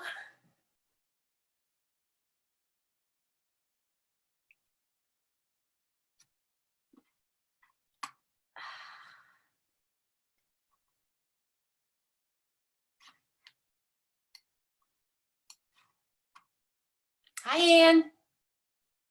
Can't hear you guys. It must be me. Oh, wait, your microphone's off. There you go.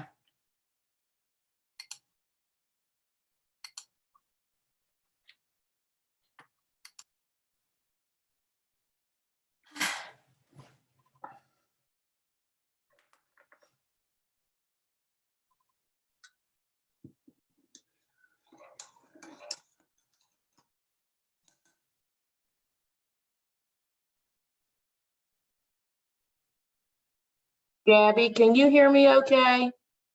Yes, I can hear. Okay, and do you have your mic on? No. Okay, put your mic on 1 second. Hello. Okay, so we can't both have our mics on.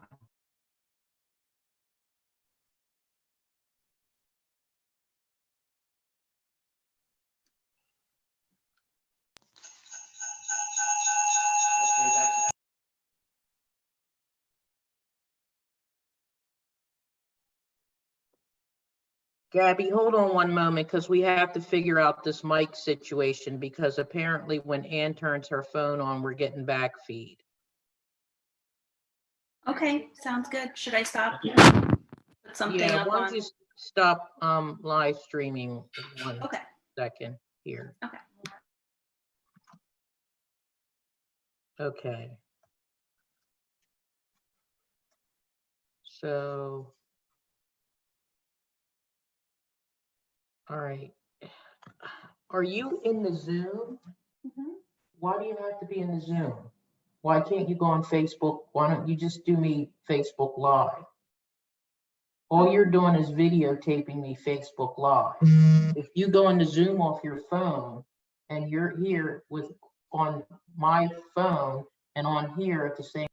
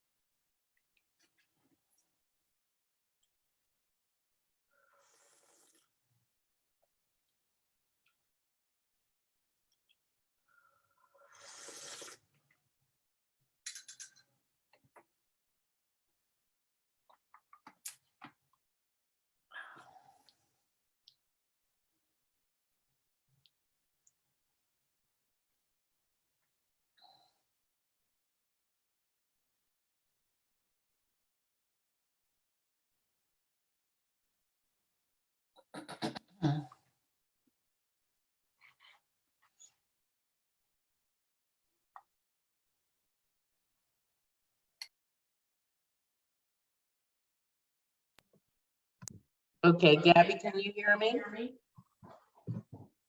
Yes, I can. And I can't hear anything. Hold on 1 second. Okay, there's Hold a on, little bit of say it echo. again.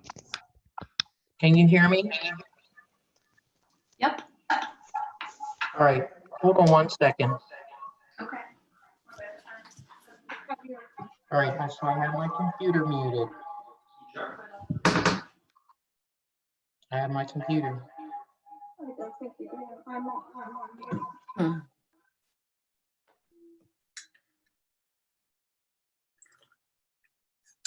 Hello? Hello? It's muted. Yep, we can hear.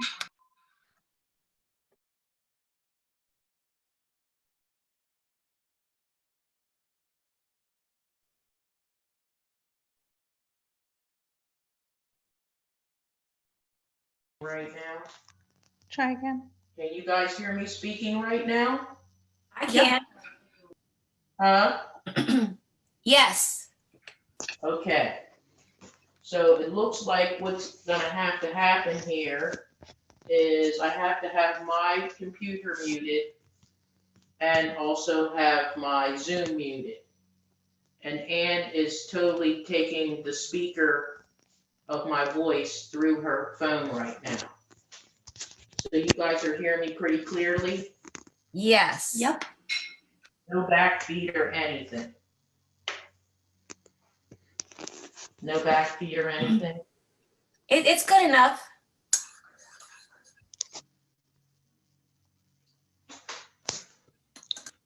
All right. Are you ready for me to start video?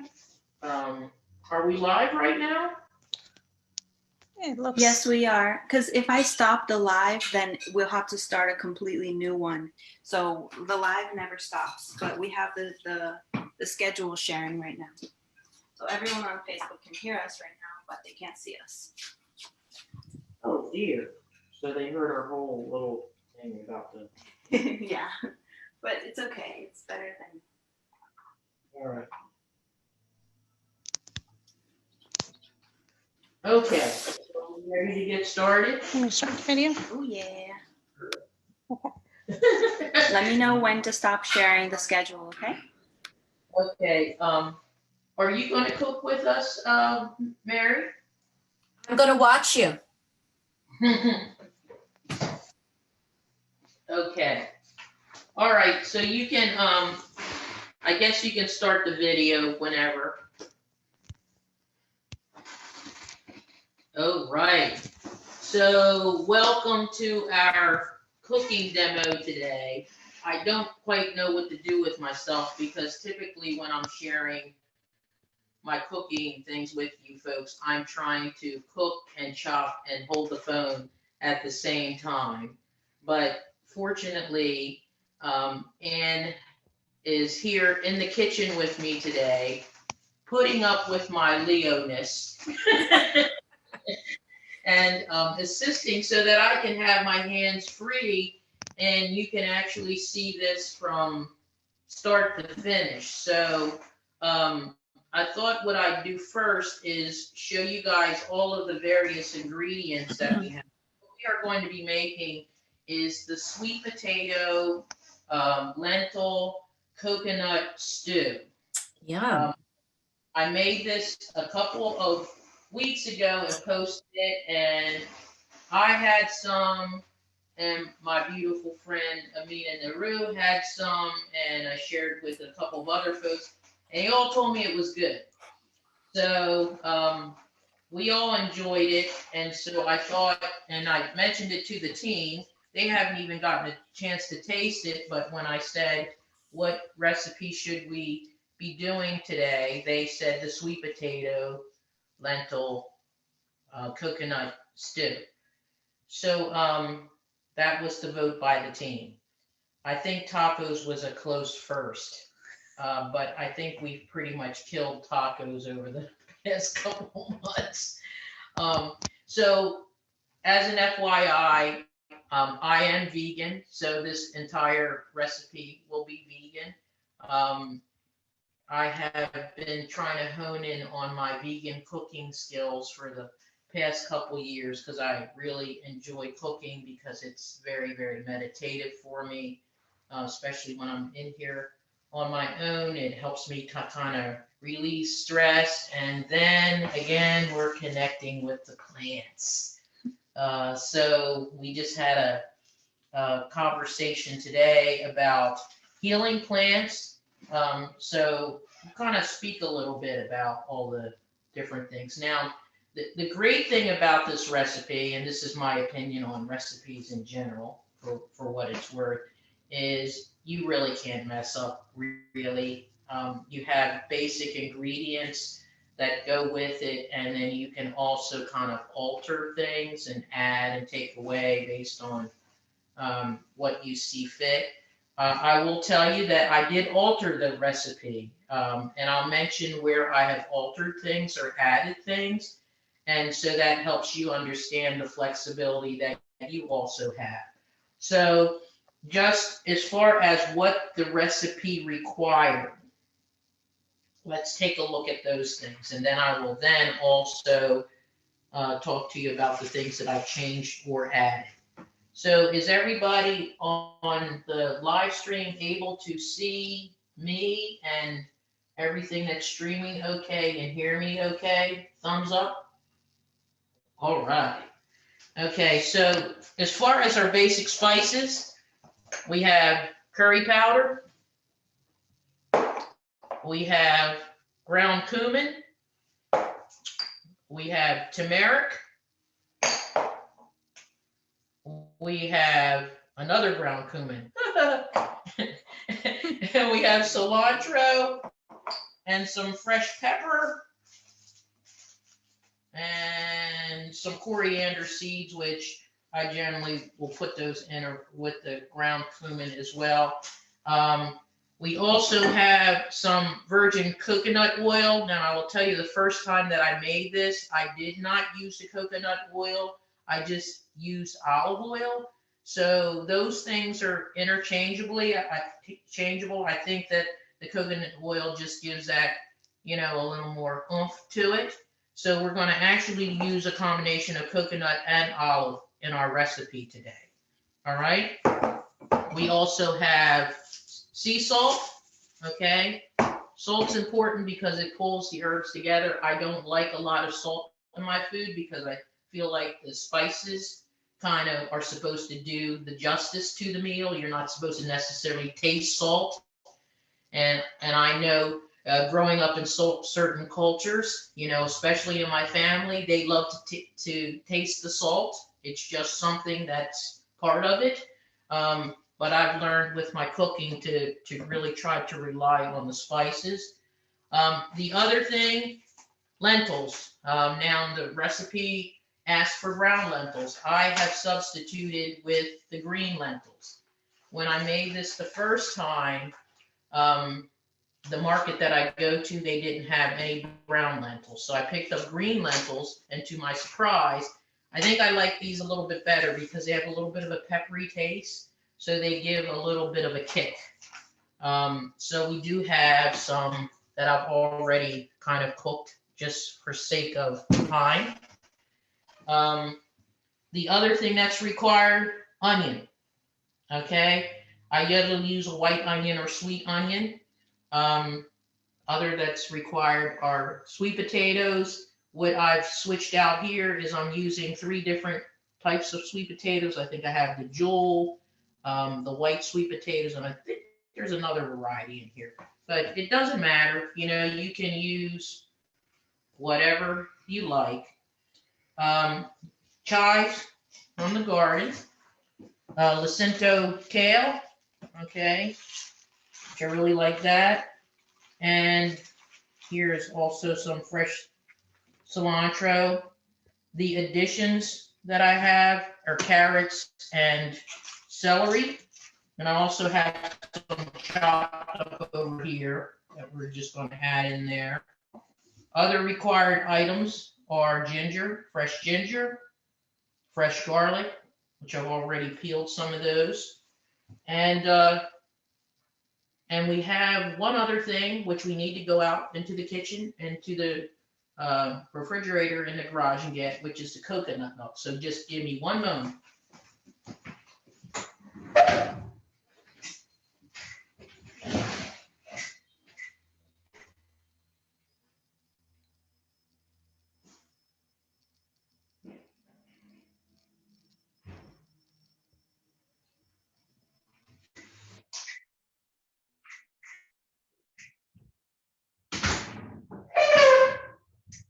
Okay, so the final ingredient, coconut milk. Okay, so we're going to put that over here for now. And then, and if you can come over here for a second, the one other thing which I need to, that I add as extra is chili flakes. And I'm looking for my soup stock. Okay, So you do want to have either a bouillon or some type of soup stock as well, which I use this better than bouillon. This came from Harvest Market. So I love using that. Since I'm vegan, they do have a vegan vegetarian version.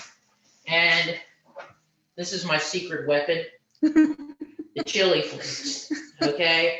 So if you like stuff spicy, okay, this is really good. I use the Korean chili flakes. And this dish is wonderful because it's really kind of like a sweet, hot, spicy stew, but it's light. It's not heavy. So it's kind of nice for this transitional period where we're kind of supposed to be in spring, but some days it kind of feels like it's kind of jumping back a little bit, especially with the rain and the moisture. So it warms you up inside. It has some medicinal things in here, you know, with the turmeric and garlic and the greens and things like that. So it's just a really good heart and inside type meal. Makes you kind of warm and fuzzy. All right, so this is what we got going on today.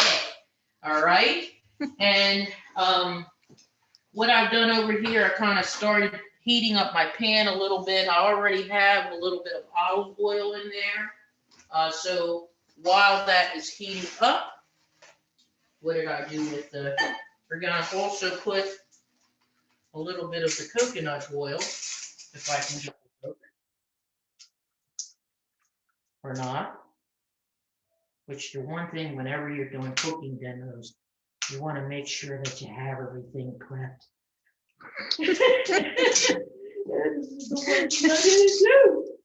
All right, so we're going to just put a little bit of this coconut oil in here because we want to get our garlic and our onion and everything starting to saute, because that's going to really be the kind of the base to like coat the vegetables. And here's the thing, folks. The recipe that I gave you has all of the measurements and things that you need. And I particularly don't like measurements. I particularly don't like to be in any kind of boxes for that matter.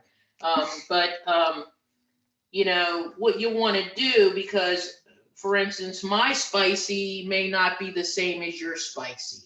My sweet may not be the same as your sweet. So you know, my recommendation is to always start with the basics of what the recipe requires, and then add to it. Taste it while you're cooking. See, think about some of the things that you like to have in your, you know, in your different types of meals, and add them. You know, what's it going to hurt? You can't mess things up, right? You just can't. So right now I'm slicing up just a little bit of, no, and I'm not going to start flipping around the knife and doing all that fancy stuff, and I really can't anyway. But you just want to kind of cut up some of your, I love ginger, I love garlic. So I'm always going to be very heavy-handed when it comes to the spice. If I know that I'm serving it to other people, I'll try to be mindful, but most of the time I forget.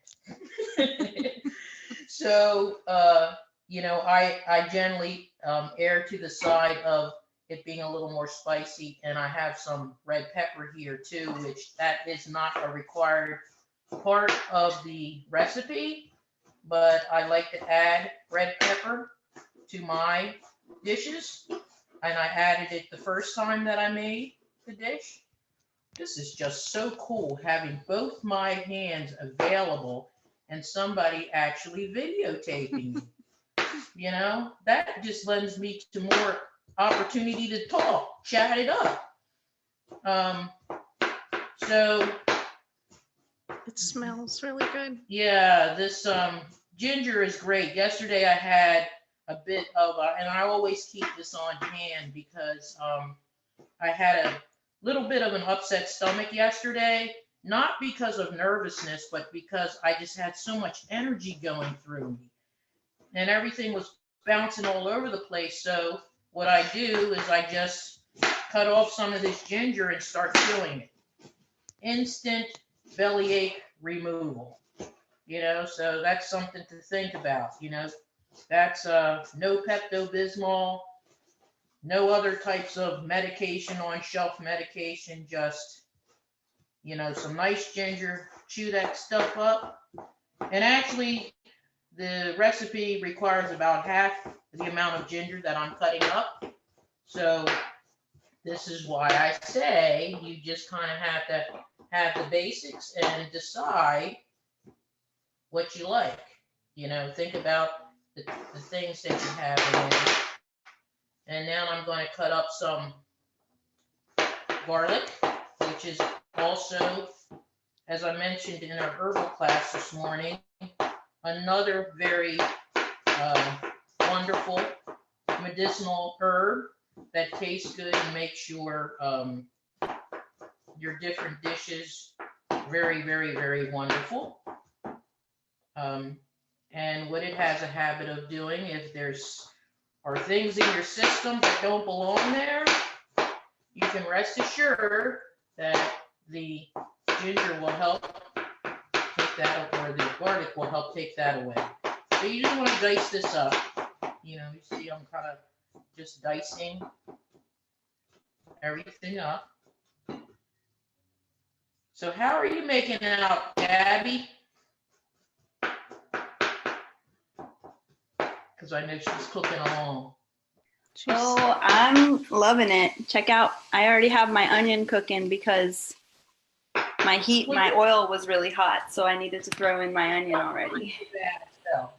Okay, so Gabby is actually, me, I've got to go around the world with my stuff, but she's actually doing kind of one of the first things that you want to do is, get your oil nice and warm, which we have ours over there waiting. And one thing I will mention is to be careful to not get your oil too hot. Okay, you want to turn that down really low, especially when you're prepping at the same time, because you don't want it to burn your onions and your garlic. So we're going to cut up some onion.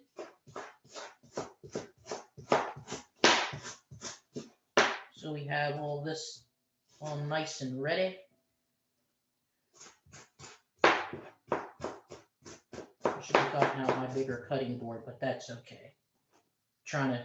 We're trying to use our space wisely today. All right. Alrighty.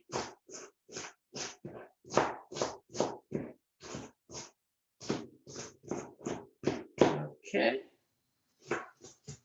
And I think the recipe is required it's a whole onion, but again, you do what, try to add a little bit of intuition into making your dish, try to add a little bit of, okay, what's this feel like for me?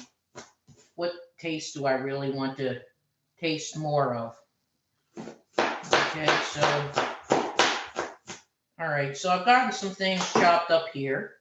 Let's, and we still have like a half an onion, and we'll probably put some more in because we have some chives that we want to cut up as well. All right, so there you have it.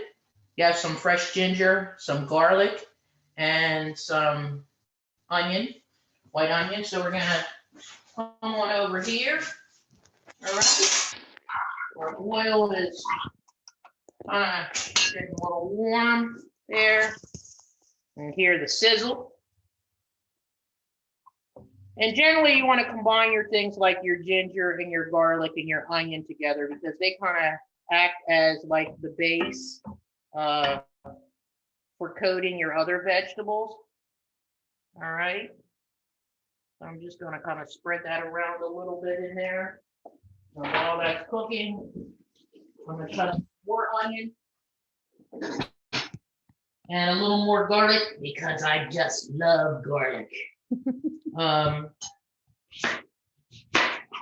actually think I have, let me see, probably about 2 cloves here. 2 large cloves, yeah. And yes, I know there's probably real chefs out there that are cringing right now because I have a giant knife, but I just like this knife. I don't know why, but I like it. So I'll use this. I had a couple really nice knife sets, and some of them got absorbed by the garden because I would take them outside and use them for various things. So yeah, I would make some like real chefs just scream with some of my practices, but at the end of the day, it's all about how it tastes, right? You're just seeing my process. Okay, so more onion there. More garlic coming on the back end. And just keep me mindful of the pan over there sizzling, because we won't want to make sure we don't burn things up there, because I get a little bit ADHD. All right, so we'll just turn this heat down a little bit because we know our oil is pretty warm. All right. Turn it down. Yeah, I just did. Okay, and I'm gonna put some more onion in. So that'll slow down the sizzle a little bit. Right? Cut up some more garlic.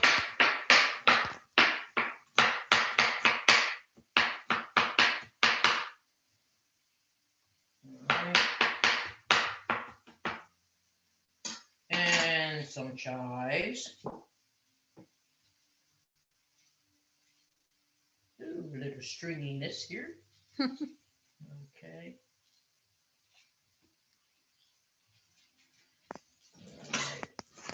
All right. Yeah.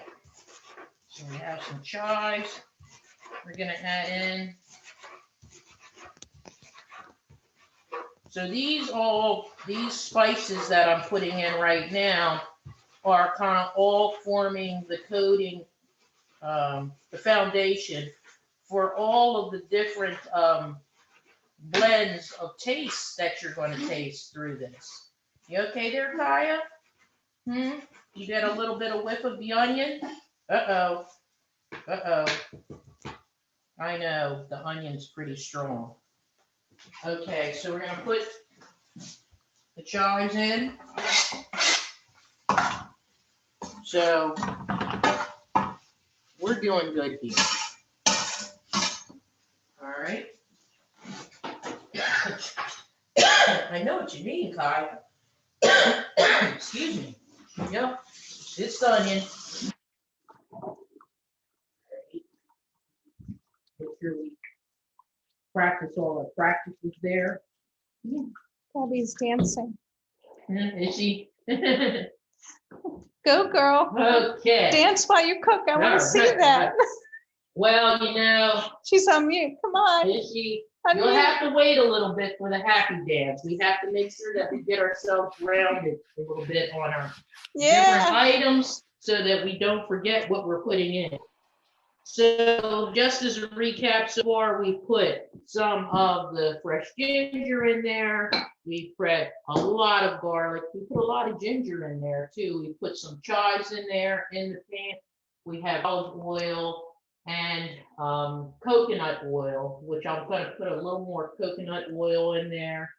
The recipe requires coconut oil. I found that olive oil works well too. So I have a combination of those things in there right now. So let's just put a little more coconut oil in there. All right. And I use the Organic Now Real Food. Again, I get my things up at the Harvest. And so we're going to let that cook up a little bit. And once that sautés pretty nicely, then what we're going to do is put some of these red peppers in here. This is not a requirement for the recipe. However, you know, red pepper is kind of like a staple in a lot of my dishes. And especially if they're spicier dishes, it has an opportunity to kind of pull the spices together. Okay, so that's what we have there. So while the onions and garlic and chives and things are sauteing in the pan over there, and we have some other vegetables here, because I have the other thing that I do add in here is this little guy here. Okay, so we chop some of this up and put that in there along with it, and put some of the cilantro in there, but we don't need to do that quite yet. We don't want to get ahead of ourselves. So the other thing that we can be preparing, are you okay there, Kaya? Oh, baby. Give her some water. She is breathing in the, hold on one second, we have to make sure that the pupster is okay. Did you see where my water bottle was? No, she's okay. There you go, just in case. Well, she's pretty comfortable now. Your water bottle's over there. Oh, okay, thank you. You're welcome. So, let me get my bearings here, because, you know, I'm so excited, I'm a little bit all over the place.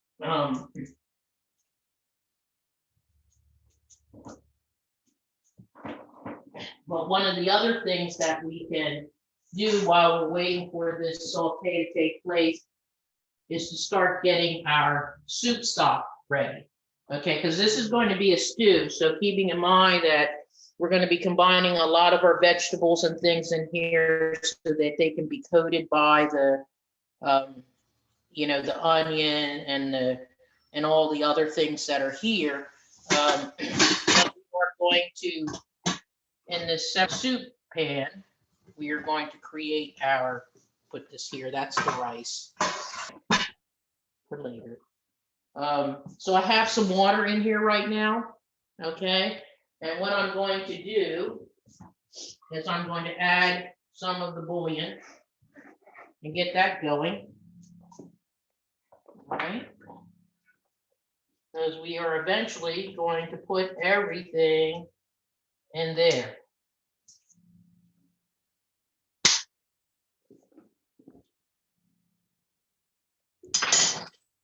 How you doing there, Gab? Doing good. All right. Instead of water and the veggie cube, can I just use like veggie stock like this? Okay. Is that okay? Mm-hmm. 4 Yeah. cups, right? Yep. All right. And again, you know, with the stew, I mean, this can be anywhere from a soup to a stew. With all the things that we're putting in here, it becomes closer to a stew. But you can kind of thicken it up, of course, with the coconut milk and oil and things that we're putting in here. So, excuse me there, video lady. Okay, so we're just going to stir this up in here a little bit so it can have some opportunity to just kind of do its thing and sit. We're going to be adding some coconut milk to this a little bit later. And Kaya's right here watching as well. Okay there, buddy? What's going on? Well, it's the onion. Yeah. Yeah. It's pretty strong. It smells really good in here, but the onion is really very, very, very potent. Okay. Are you okay? Yeah, something didn't settle too well. Okay, so while that's all going on with your soup pot, so you're getting your stock ready there.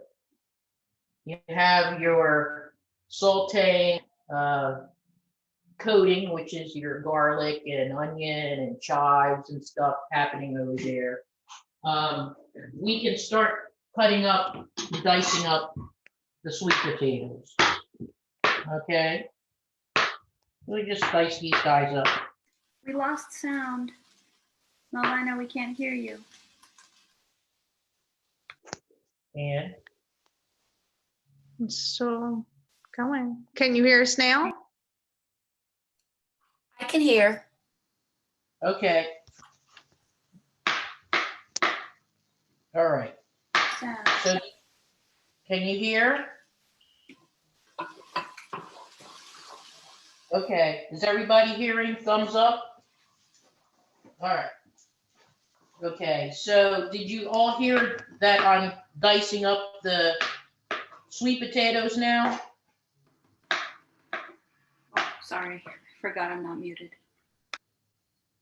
What did you say? She was not muted, Oh. so it might have been causing some, Oh. All right. she was probably hearing her own connection. Okay, so we're dicing up all of our sweet potatoes. And I'm just kind of looking down because I'm keeping an eye on Kaya. She's, I think, reacting to all the garlic and onion that's permeating in Oh, the never kitchen. mind. The Right. sound is working. Okay, cool.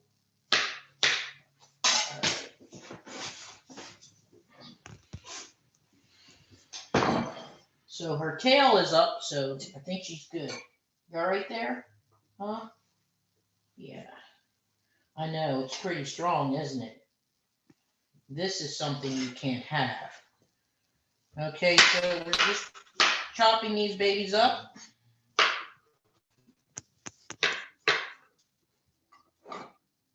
Getting these and you want to, just as a note, I actually kind of pre-cooked these last night. So you're not putting in raw sweet potatoes, okay? You want to make sure you kind of cook them so they're kind of softened up a little bit, and then they will continue to soften in the stew. You can just do everything in a crock pot and choose to put, all of the raw potatoes in there. It's just going to take a little bit of time, a little more time. But here's the thing. If you do it this way, with sauteing all the vegetables and everything, then you can typically eat it right away, which is really the mission here, isn't it? Okay, but if you want to cook something that you're going to have for the next day, you certainly can take all of these ingredients and, put them all in a pot and let them cook that way, which is quite fine. And with any type of stew, it's generally better the second day anyway, because all the spices and everything have gotten an opportunity to combine a little bit. However, the last time this was made, it really didn't hang out very long. So, it did taste better the second day. So we've got all of these.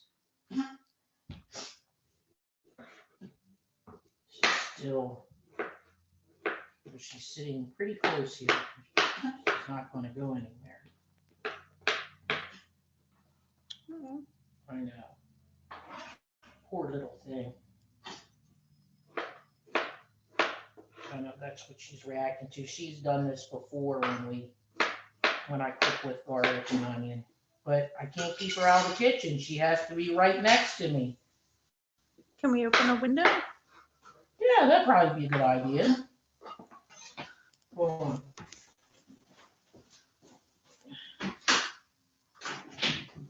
There we go. Good idea, Ann. Thank you. Let's see. I don't want my friend to be in distress here. Sweet potato project's going on over here. So, yeah. So your buddy asked me to open the door. I know, you're cute. I'm not gonna pet you because I'm cooking right now. All right. So, a couple more of these. We'll go over here and check our garlic and everything in a little bit. How's my pace there, Gab? Are you right up to where we are? Sorry, what's that? She's on. Say that again? How's your pace? Are you caught up to where we are? Yeah, I'm actually a little bit ahead because I like I said, my oil had been cooking, so I am I'm sorry. So Gabby has done this the right way. Sorry, I'm doing two things at once right now. Has made sure that she was appropriately prepared with all of her ingredients prepped before the demo happened. But she's good because she'll keep me honest in time frame. Okay, so we just checked on the saute to make sure nothing was burning up over there. And it's not the worst thing in the world. You just, I think you don't want your garlic to burn because you get that taste throughout the dish. It's not horrible, but depending on what you're making, burnt garlic is not the best. So just be mindful of that. It's 2:00. Oh, Okay. how much time do I have? Technically till 3. Oh, okay. So I have plenty of time. Okay. Yeah, but keep me, because we could end up adding sequels if you're Jen- not paying attention to me. Jenna's supposed to start at 3. All right, so we'll just speed it up a little bit here. She's doing a little bit better. Yeah, she's still got but I can't not put her, she'll whine if I put her in the other room. So, all right, so after we get these cut up, that's most of the big deal here.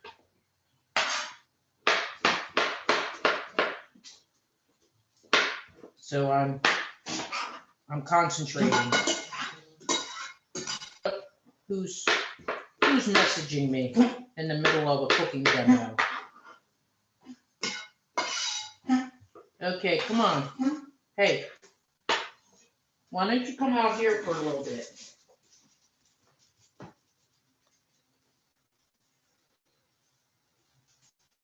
All right.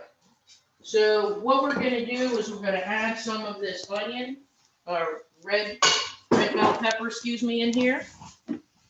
Just mix that in there, let that saute up a little bit there. All right. Cut up some more and put some in.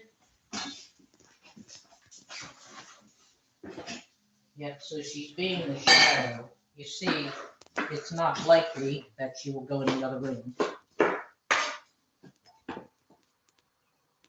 I know this is bothering you, but I'm not quite sure what I can do right now because you're not going to leave the kitchen. I'm going to have some water down for you.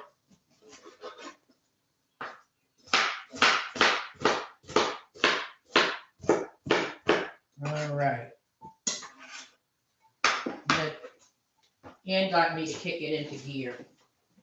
Okay, so put some more of that in there. Get that all mixed in quite nicely. Turn our soup stock up just a little bit. Okay. So the other thing that we want to put in there, we'll chop up some cilantro. You can or cannot, or don't have to put this in. This is another spice that I very much enjoy putting in my dishes. Kind of gives it a little tang, gives you a little tang in the heart of all of the hot and spicy. Okay, so mix that in there, let that saute.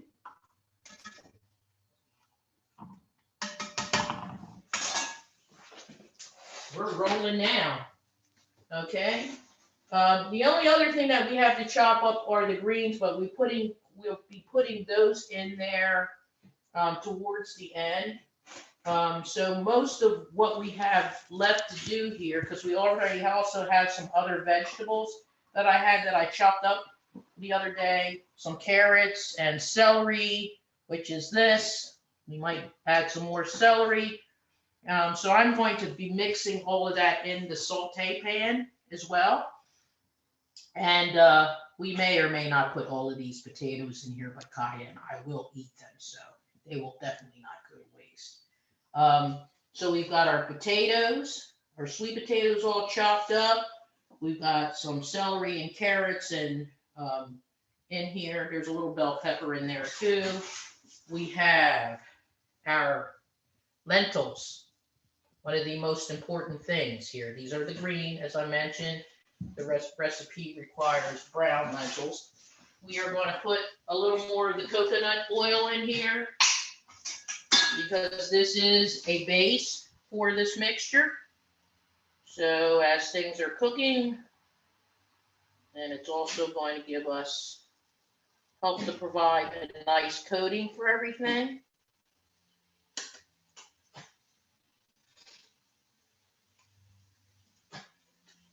Okay. So everything is cooking quite.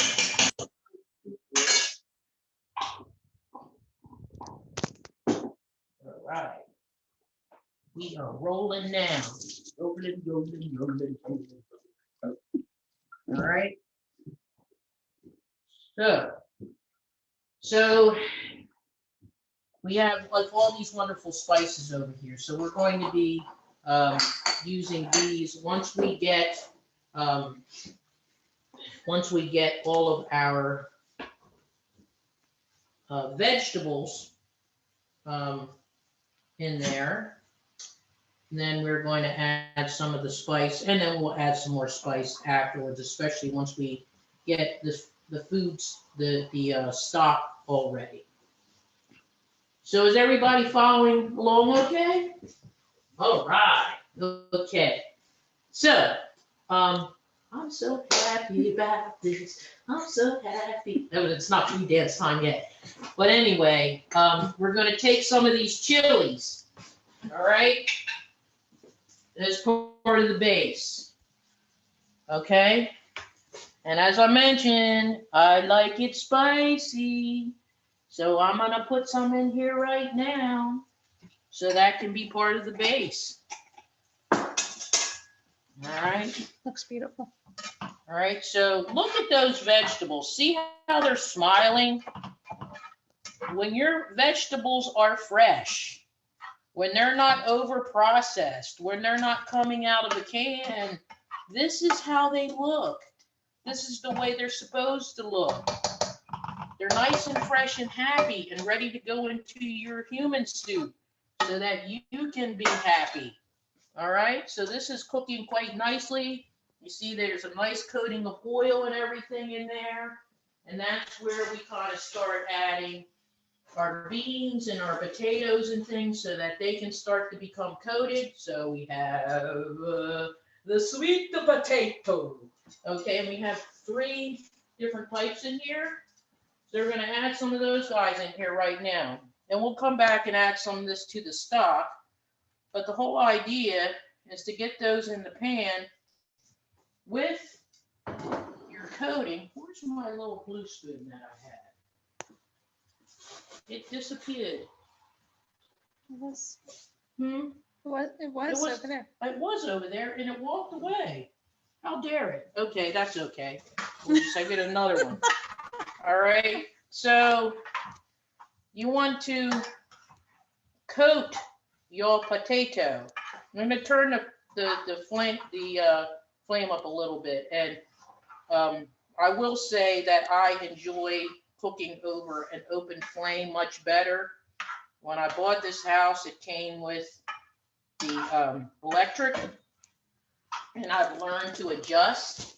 But when I have the ability to do so, I am going to convert this over to flame because it just, for me, it's better. You just have to be mindful that it takes a little bit longer for the heat to rise up with the electric, but once it rises, it can really rise quickly. So, you're more susceptible to burning things if you're not paying attention. So see how we have this nice coating on the potatoes?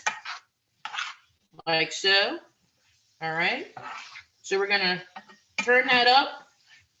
Let that continue to cook and saute. All right. There we go. And while that is all happening, let's put some, while we're at it, let's put some of these carrots and celery in here that we had.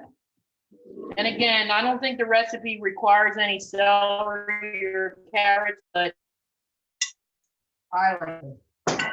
So I've added them. All right. So again, just coating this up.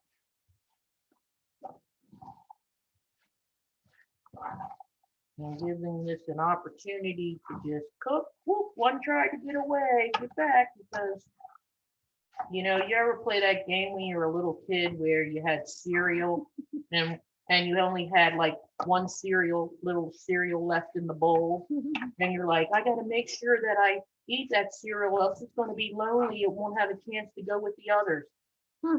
Tell me that you had that little fantasy thing going on too. I will. Okay. Okay, so anyway, as you notice, and if you want to do a close up there, you see how nicely the veggies are coated. All right, and this is a prime opportune time to get with the spices, right? Okay, so All right, you let's get hear the cumin situation in here. Okay. All right. Yeah. And I'm adding curry powder, although all the spices that we are using equate to what's in curry powder. So it's like a double dose. Nice. All right. And let's get the others. So turmeric, one of my favorites. I put this in my tea every morning. And when I have a bellyache also, I use it. So cumin is wonderful. I put it in my smoothies, my tea, it's like part of my medicine cabinet, but I also cook substantially with it as well. Oh, another vegetable trying to get away. Get in there. Okay. Thank you, Ann. You're welcome. I can't let it get And my away. prep cook and prep photography. Okay. So we put some cumin in there. We put the curry powder. And although I have some fresh cilantro in there, I'm going to add a little more just for safekeeping. Right? And we cannot forget about the black pepper. Okay, so fresh black pepper. And sea salt. As I mentioned earlier, I do not like to taste the salt in food, but the main purpose for salt is that it pulls everything together and makes the spices work nicely. Keeps up just a little too high. I don't want to get any sticking. All right, so we're turning that back down. And we're going to add some more oil to the pan. Turn things up. It is smelling really, really good. So Ann is hovering. She said she just gave it the smell test. Yeah, She said it smells really good. I could So eat that- it right now. So but that's a what to wait. really good first sign that it smells good. Yeah. If you don't come out of the gate and it's not smelling good, you might have a little bit of a problem there. Oh, my stomach's starting to rumble. Okay. All right. So we got that going. Let's get that stirred up. And see, this is the part that goes pretty fast because right now what you're essentially doing is combining all your veggies and getting things ready for the pot, right? So you have to be really mindful and pay attention, which sometimes can be a challenge for me. I do the best I can. But we're letting that cook. So you see, when you're doing all this, you are getting, whoops, everything ready. We don't want to put that in. We don't want Kaya to get that either. I don't know where it went. Oh, I got it. Because she's not one to eat things off the floor, but sometimes she gets adventurous. Okay. So you see what's going on here. This is the heart of it. And then we're gonna let this cook a little bit more. Is that the coconut oil still in there? Yeah. Yeah, the big piece. So we'll let that melt down. And let that just saute a little bit. And then we're gonna go back and put the lentils in a little bit here. But while we're doing that, we are going to address our stock a little bit. This is coconut lentil soup. And by the way, folks, I'm sporting my quarantine hair.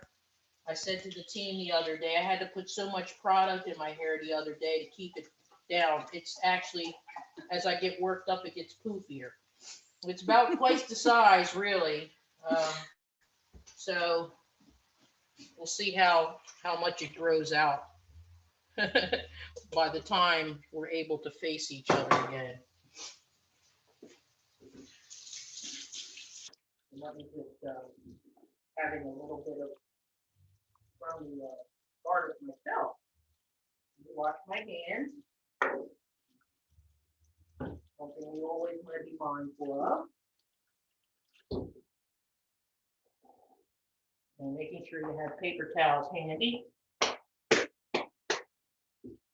Okay, so things are looking good over here in this pot or in this pan.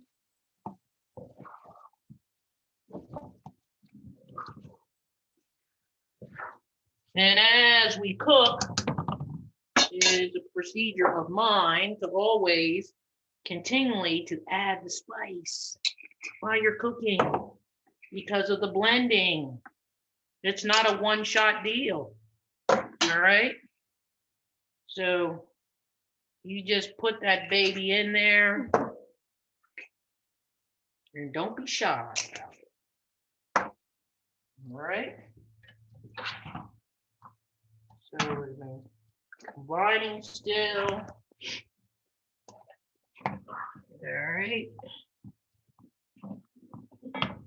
Oh, we're losing things. All righty. So I got it. All right, get this on the floor. So we don't have my little human vacuum cleaner come by.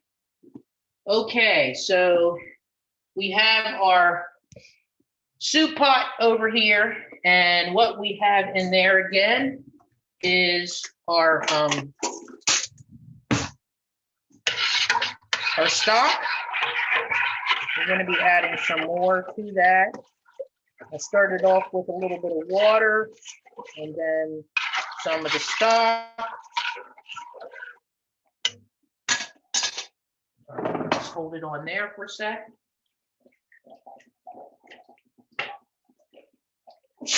Excuse me. Thank you.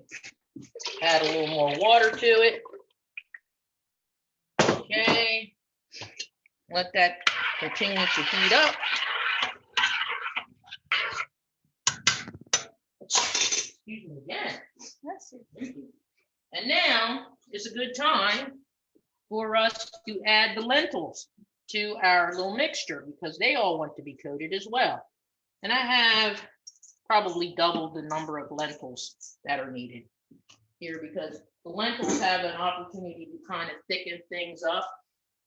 So you make it more stewy because as they cook, they will expand and they will help to create more of a thick stew instead of a soup, if you will. All right, so we're going to turn this up a little bit more now because we've added more items to it. We're going to make sure that we're coating our lentils very much with all the spiciness that's in this pan. And something's saying to me, add more chili, add more chili. Yes, we need some Okay, more. so we're gonna add some more chili. Okay, we put a little bit in there initially just to help for the baseline. And it said, add more, please. I heard them talking to me. All right, so we got that going. How are you making out there, Gabby? She's probably sitting down eating.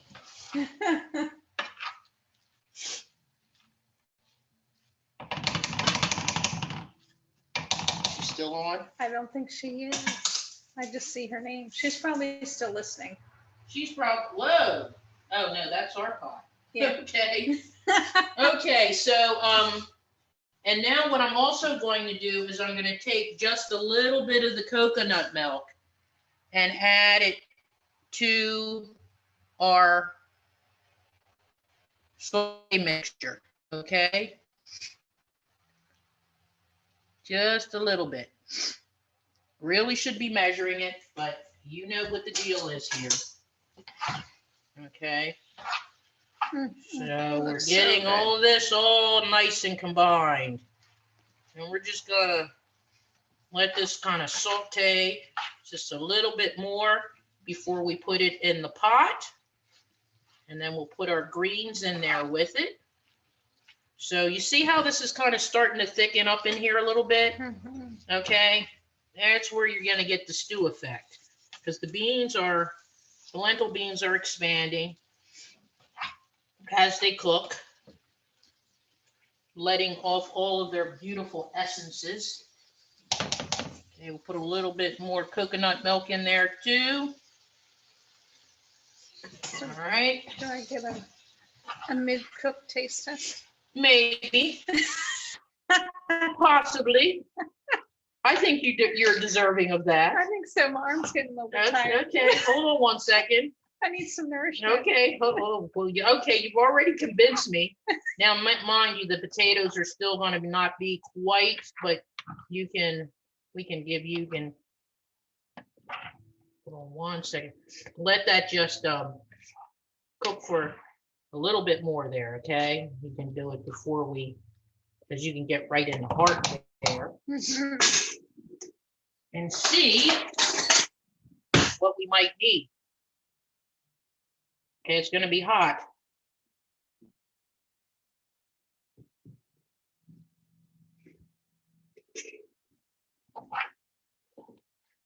And the beans still need to have some cooking going on too.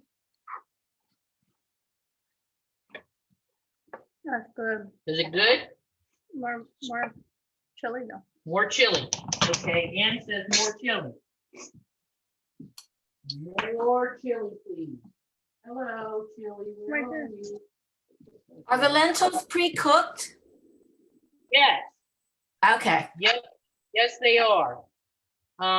And again, like I said, if you want to eat this more immediately, it's a good idea to do that.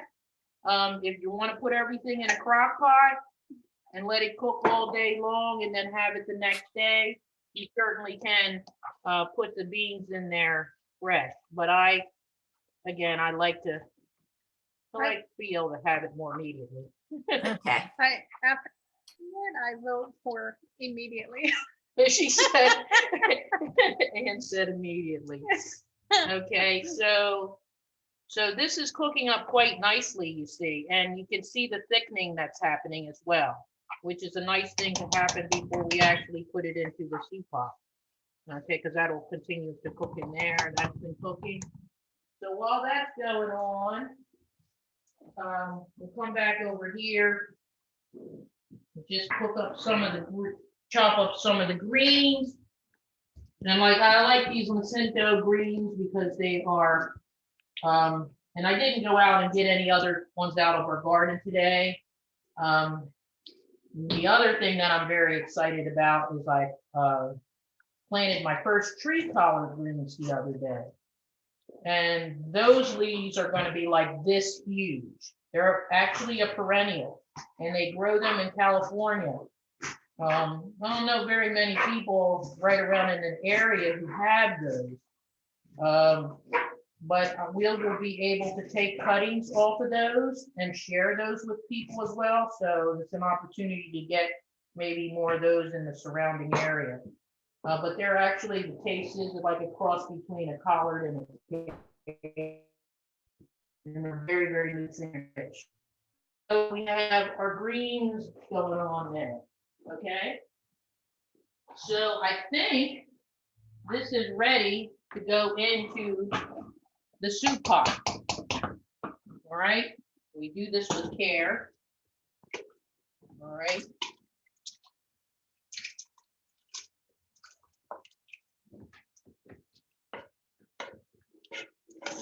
All right. So we got a little more soupiness going on there. I'm probably going to take some of that off. You find you have a little bit more liquid than you would really like to have.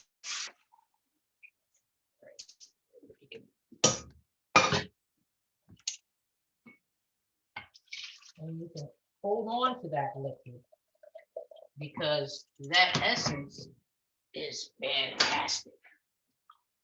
Okay, hold on 1 second. We're going to take off a little bit more.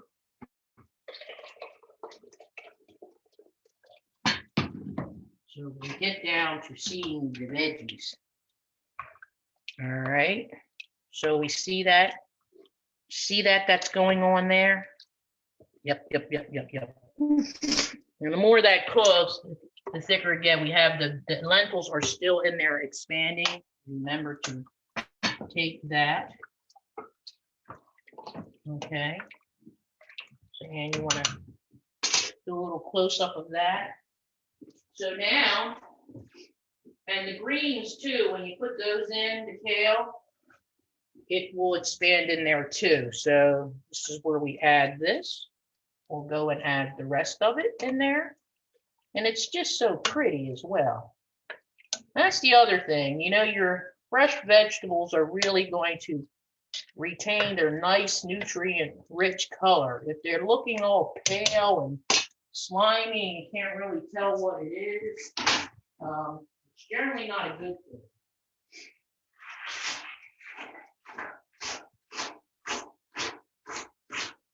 Okay. How are we doing on time?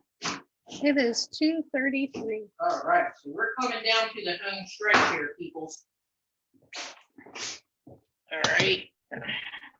And I am going to plate some of this up because Ann is really wanting to have some. That's right. And we're going to make sure that we show you what all this is looking like. And this is where we can go back and add some of our juices that we did pour off initially. So let me just stir this up a bit. And you know, we're going to have to go back and add some more spice too, right? Mhm. Yeah. So that's the thing. I think that's maybe sometimes what folks forget to do as they are cooking is to continue to add the spices because they're cooking off and they're being absorbed by whatever you're cooking. All right, so we are going to let that, and put some more spice in there. Get some fresh little greens popping out of there, looking all happy. We really put a lot of greens in there today. Okay. Add some more turmeric, curry powder,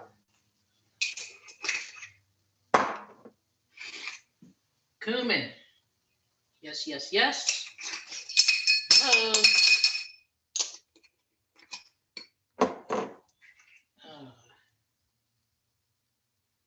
Okay, and a little more cilantro. So the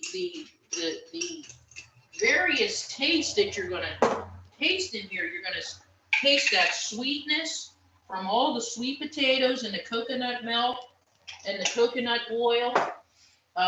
You're also going to get the spice from the chilies and the onion and the red pepper and all the other different spices that we've put in here. So this nice play of spices that are going on with all these beautiful vegetables is just, yes, to die for.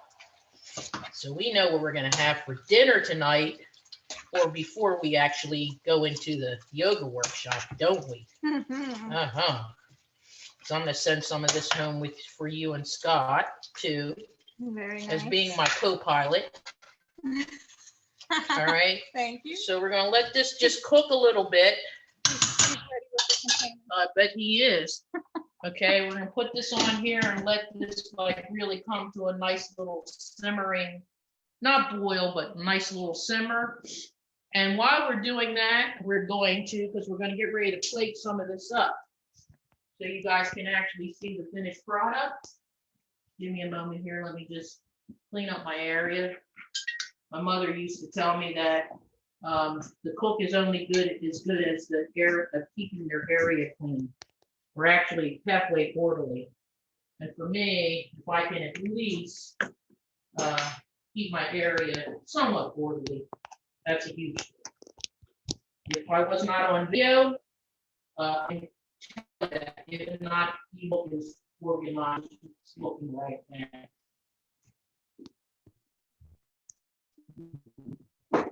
And we will have to clean up the tsunami after.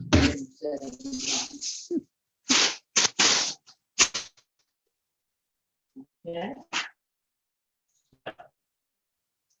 All this cleaned up.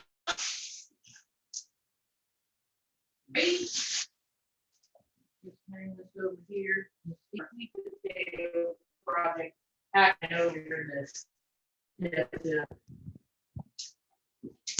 All right, so we already have some rice over there. I am going to slice up a couple of tortillas just to toast them. Nice, you can use, I get this vegan bread up at Harvest Market, which my little puppy loves as well. And I thought I at least had a half a loaf, and I realized that she had another day. So we're going to take a couple of tortillas. Just something for the food, right? Can you all see this? Okay. I'll move this over here. All right, I'm just gonna put these in the oven. You can see that there. All right, so that those can heat up. The bowl. All right, so rice wise, you can have this any way you want to. You can have it over rice, you can have it just by itself, you can wrap it up in a tortilla if you want to. It's a pretty versatile dish that way. You can have it various ways depending on what you're feeling like. Okay, So I'm just gonna take, this is basmati rice. I really like it because it's firm, you know, but it has a good taste to it. Put some in there. All right. Excuse me, Kaya. Let those get a little more crispy. Turn that up a little bit. All right. And it's on.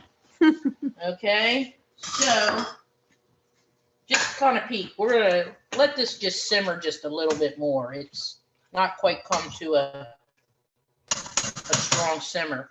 And we have, you see, we have some extra over here.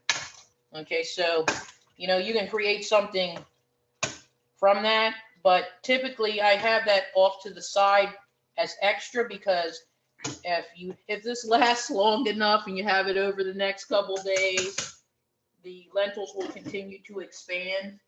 It'll get more thick, and so you may want to put some more of the juice in there. But hold on 1 second. So these guys are generally cooking rather quickly, but they are taking their time. So we're just going to plate this up just so you can see what it's looking. And I know Ann will probably want to take this home. I'll just take the whole bowl. She'll just take the whole bowl. Yeah. All right. You see the greens that are in there. I put a little more greens in here this time than we typically have. Lentils are cooked up, but they're still kind of expanding a little bit. Looks gorgeous. Okay. So we have that. And then, we'll just take one out just for the sake of it. And then you can have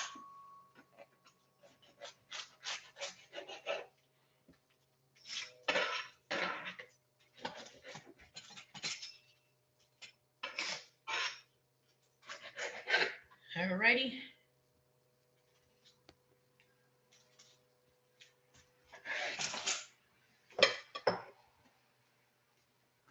All right, folks.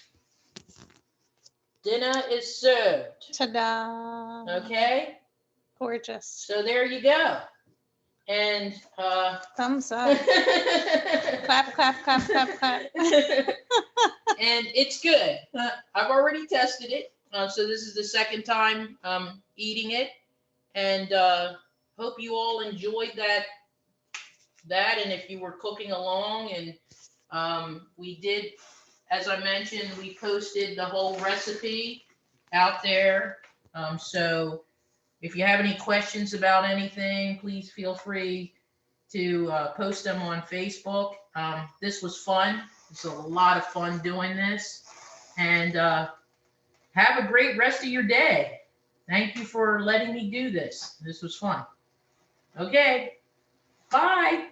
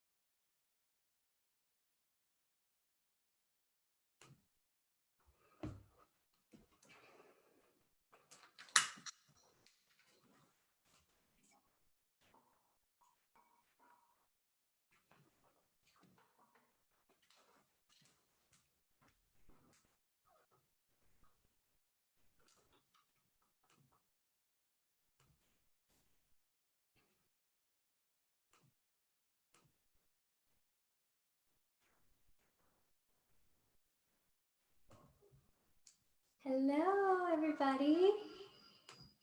Welcome, welcome.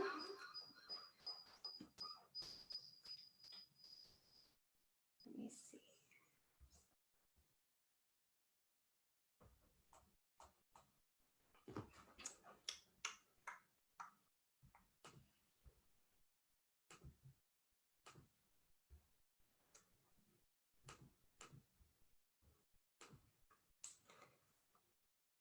Thank you, everybody who's on here right now. We're going to get started in just a moment. Let's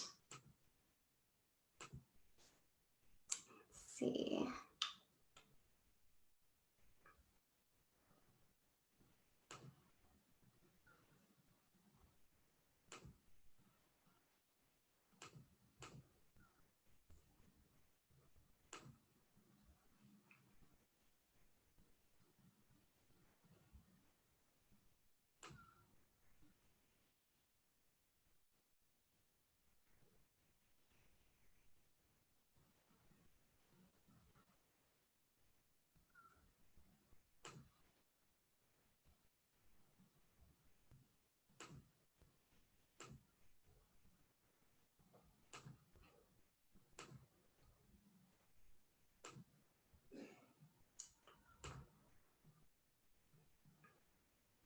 All right.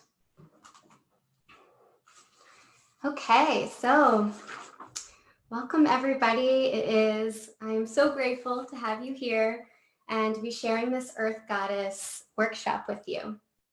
So for this portion of the workshop, we are going to be going inwards and get to know our inner Earth Goddess. So if you have a journal or some paper, you can grab that, grab something to write with, and we're going to start just first by taking 3 collective rounds of breath together. So we'll take an inhale and exhale. Inhale and exhale, relaxing the shoulders. Inhale and exhale. Beautiful. All right. So to begin this presentation, hello. To begin this presentation, we're going to start with. You hear me?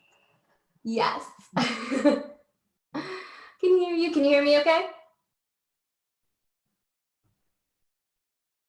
Awesome. Yes. I hear you. Hi. All right. We are going to start with this Earth Goddess Gaia Oracle card exercise.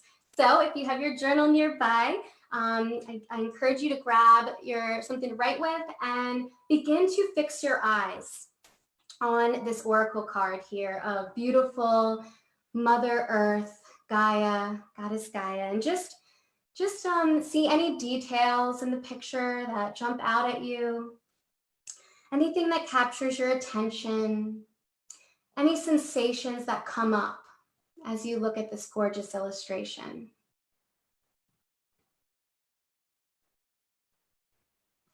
Really focus in on the details of Goddess Gaia and the message she has for you.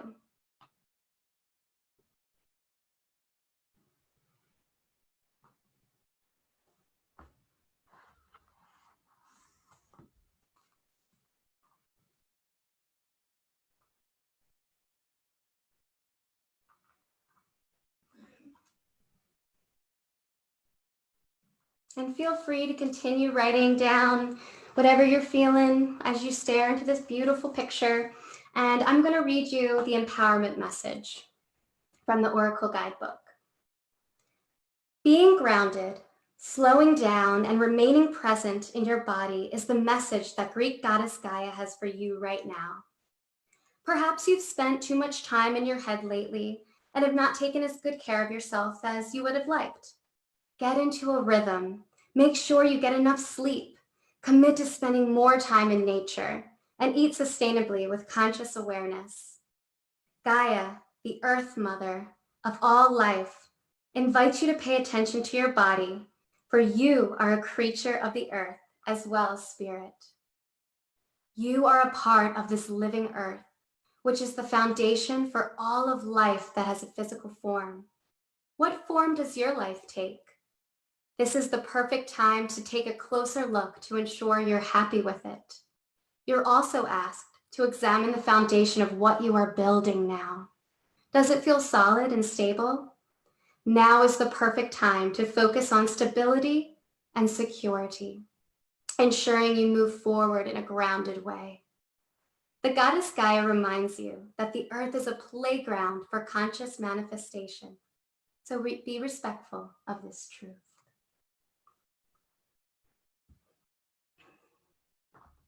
Let's take another cleansing round of breath and allow this empowering message to really marinate within us. Inhale and exhale.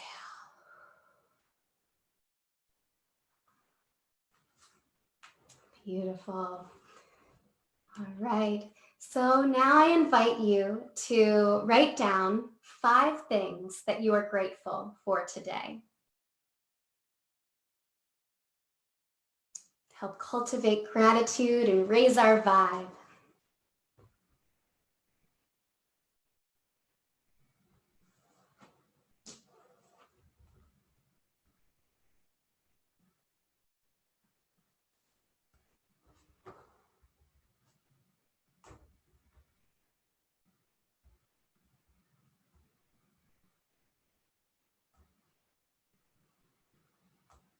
I love this quote by Deepak. Gratitude opens the door to the power, the wisdom, the creativity of the universe. You open the door through gratitude.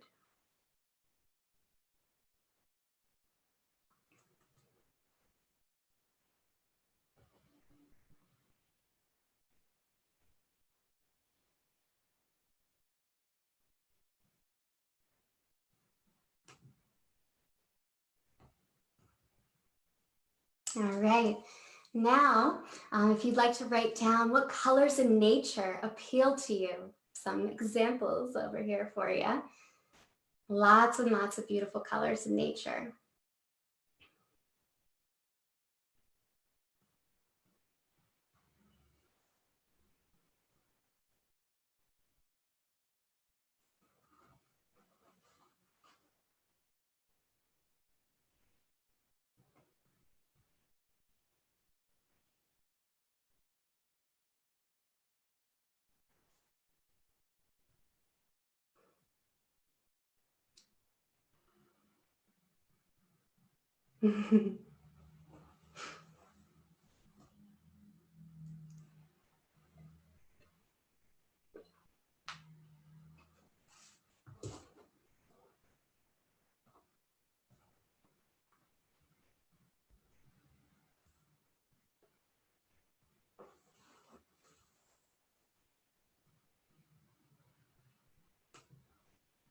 And heading on to the next slide, what makes you feel most connected to nature? Is it taking a hike out in the woods, swimming in the ocean,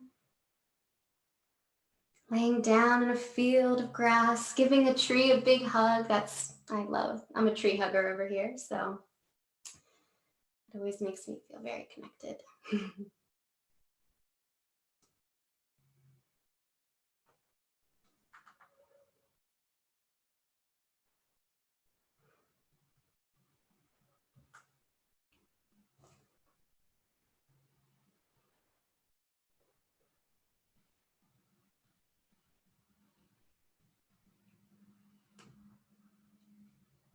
And for the next one, what in nature cultivates joy in your soul?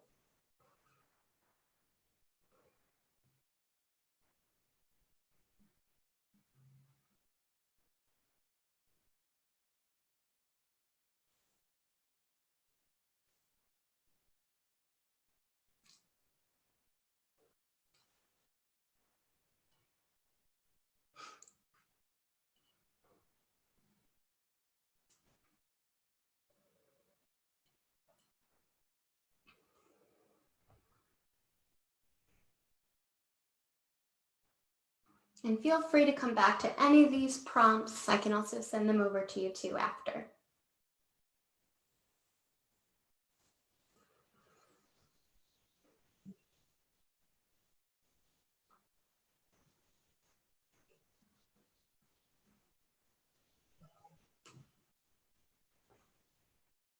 All right.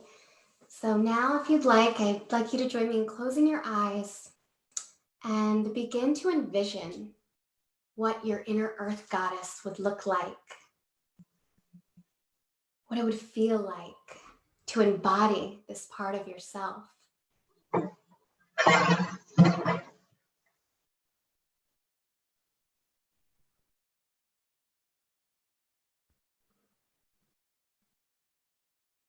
Notice the small details, just like when you were staring into the illustration.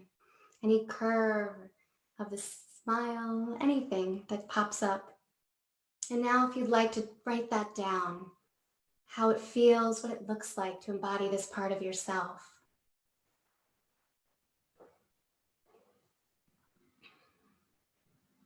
Also, what intention vibrates throughout your entire being as you embody this earth goddess.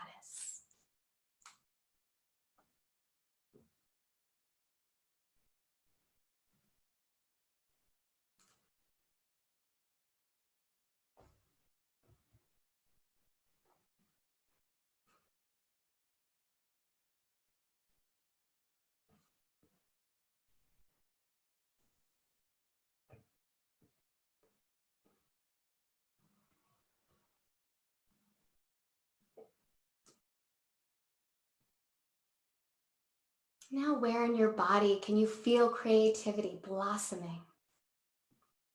Write down as many qualities of your inner earth goddess as you'd like.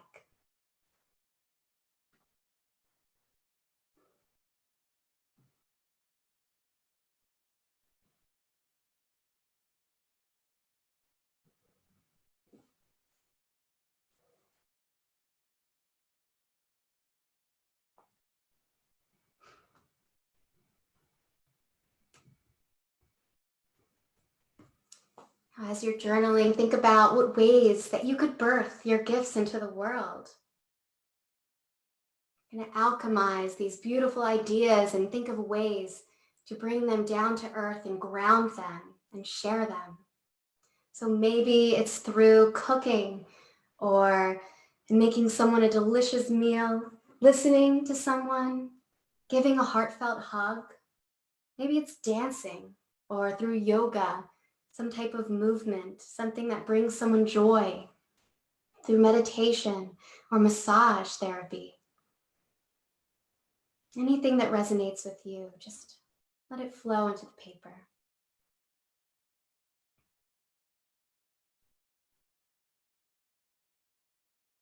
And you can begin to think about what the foundation of what you are building is.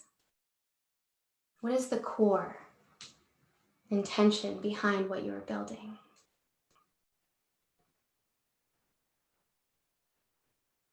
Feel free to pause at any moment and just take a deep breath in and see whatever comes to mind, whatever comes through to your heart.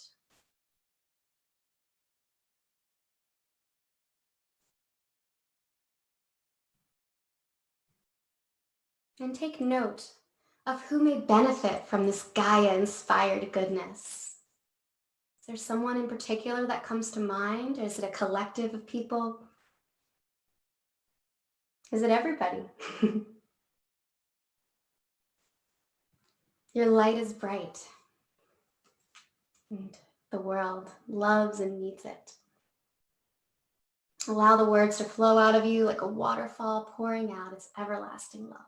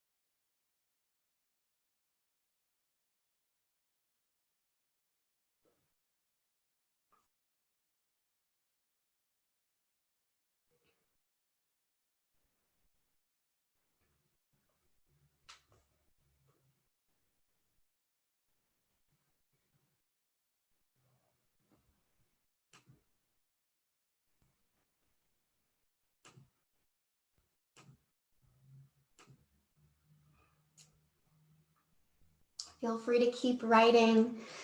And I'm just going to read you this quote by Carly Marie that I really, really love. I am grounded. My spirit is grounded deep in the earth. I am calm, strong, centered, and peaceful. I am able to let go of fear and trust that I am eternally safe. I am worthy of all things beautiful. And you beautiful goddesses are worthy of all things beautiful as well. So just take a few minutes, jot down any last notes you may want, and then we can share anything that you'd like to share.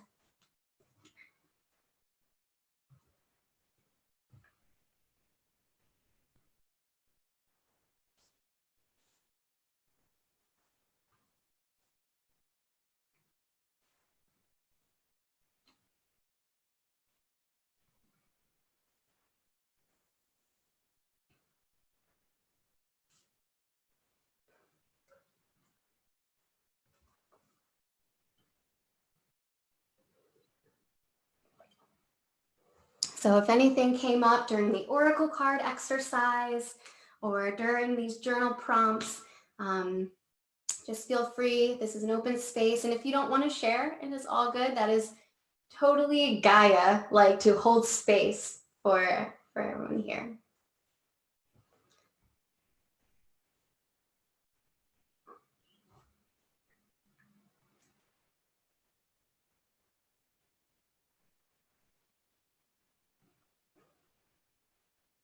I'm not sure if I would have to unmute.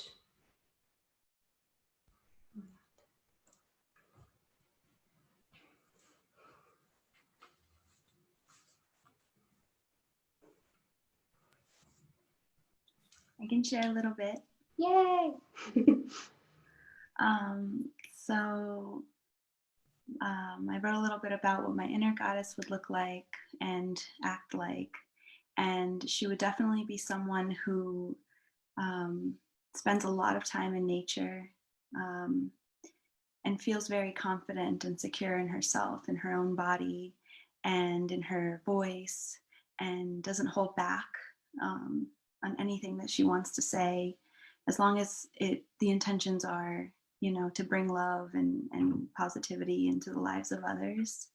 And everyone would benefit, not only people, but also animals and the plant life and the waters and just the earth in general, because it would just be, let me backtrack a little bit. The core intention behind what I wish to bring into the world is universal oneness and worthiness and compassion, to see everyone as divine and sacred and to be seen in the same way, and to just honor that divinity in absolutely everything and know that we're all completely interconnected. So yeah, everyone would benefit.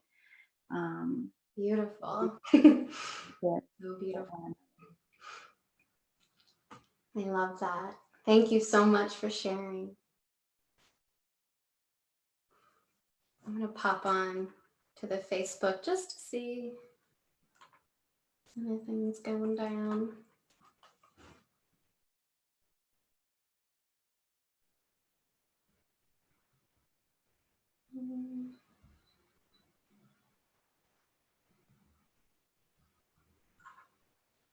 Oh, yay, Julie. Gratitude journal. Woohoo, awesome. Yes, it's definitely a wonderful way to start the day. Neil, inner earth goddess cannot be denied. Yes. Oh, yay, Julie. Gratitude journal. Awesome. A little echo going on. So it's vibrating out to the world. Awesome. Well, thank you guys. That will conclude this journaling sharing portion of the workshop. So just take a couple minutes and you can set up your space for our meditation and yoga movement part of the workshop. And yeah, I'll just give you a couple minutes and then we'll begin in some mood. Thank you so much.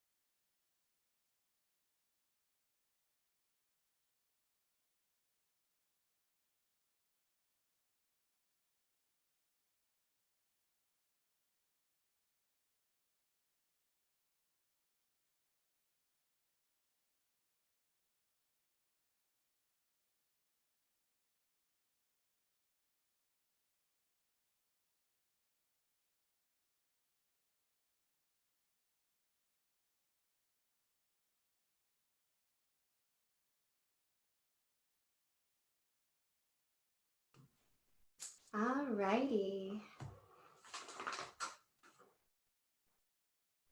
Let's get started.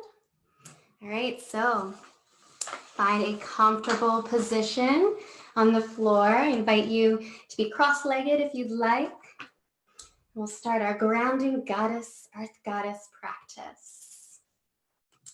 Make sure it's all good. All right. Peace, strength, worthiness, everlasting love. Close your eyes. Take a deep breath in, inhaling the cool air, warming it up in your body as you then exhale it out. Inhale and exhale. Inhale and exhale. Each breath a precious gift in which you have the pleasure of orchestrating. Inhale. And on your next exhale, begin to release any tension between the brows and on the forehead. Inhale. And exhale as you relax the jaw. Inhale. And exhale, allowing the shoulders to fall away from the ears. Inhale. And exhale, safely held by Mother Earth, your hips cradled by her love, falling deeper and deeper into peace and relaxation.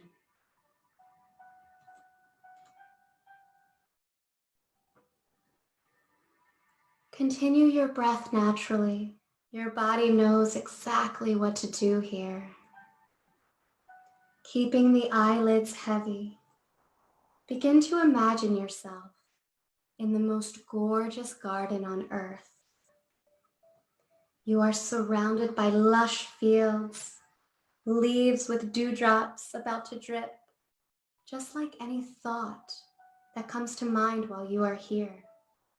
You notice it like the dewdrop, acknowledge its presence, and allow it to drip off into the earth.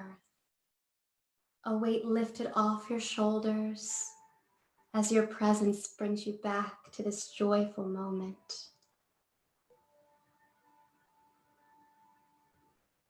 You see beautiful jaw-dropping flowers of all kinds and colors, vibrant and alive. You are connected to these flowers and all of their beauty. You are alive. Bask in the warmth of the sun as a gentle breeze swirls around you. You are in paradise. You are worthy of this moment, this life. You just realized that this glorious garden is located on a mountaintop. You walk closer to the edge, your bare feet kissing the earth as you take in the most magnificent view of the mountain across from you. Wow, it is so mighty and strong, immovable, peacefully standing tall in its truth of everlasting love. And suddenly it occurs to you, this powerful mountain you are admiring is a reflection of you.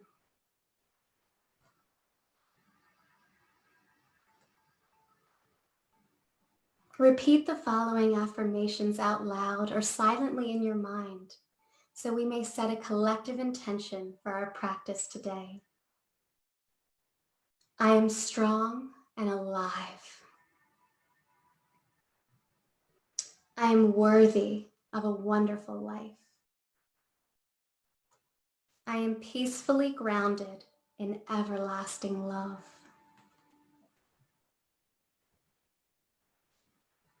Take one more look around your beautiful garden and know you can come back to this special place anytime that you'd like. Keeping your eyes closed and heavy, it's time to return back into our space now. Start to slowly wiggle your fingers and bring the palms of your hands together to your heart center. And repeat our affirmations one more time. I am strong and alive. I am worthy of a wonderful life. I am peacefully grounded in everlasting love.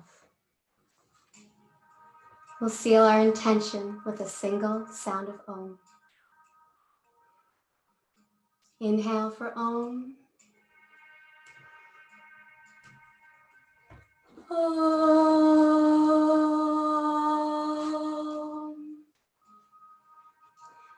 Beautiful. You can flutter your eyes open. Bring your hands down, and we're going to take a gentle head roll.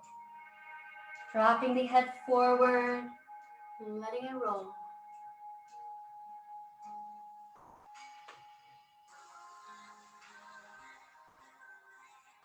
Good, and taking it the other way.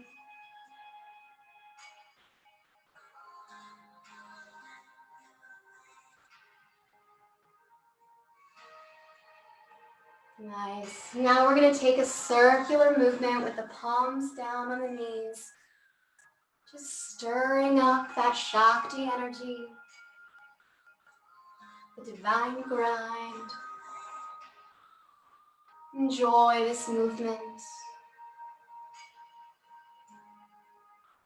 Good, and you can take it the other way. Allowing life to flow through this creative portal. Visualizing the flow of energy. And now you can take your hands into a mudra, Yoni mudra, right around the belly button, and bring it around once more. This is a great movement to keep your cerebrospinal fluid healthy and alive. And you could take it the other way.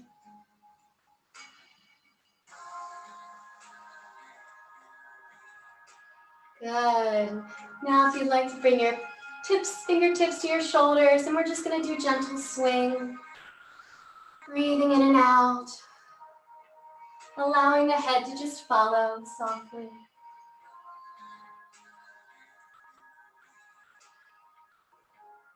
Waking up the spine.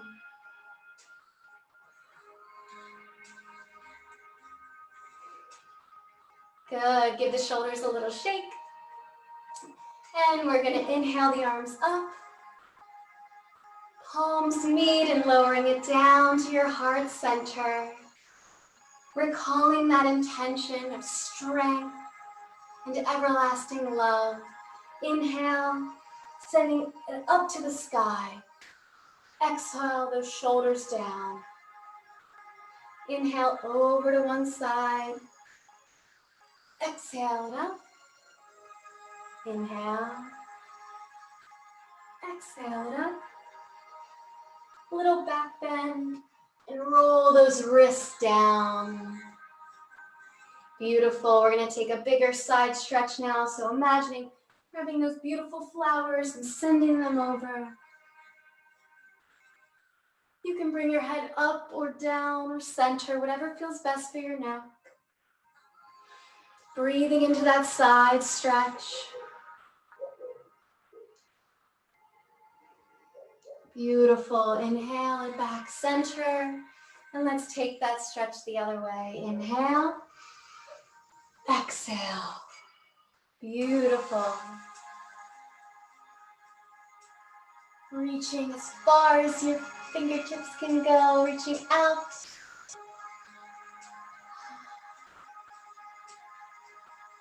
Shining that heart. Exhale. One more breath here. Inhale. And exhale and center. Beautiful job. Now we're going to come into table. So your wrists are beneath your shoulders. Your knees are beneath your hips. And we're going to really elongate from your top of your head all the way to your spine. Long. Inhale. We're going to move into some cat-cows. Inhale, arch the spine. And exhale, curving.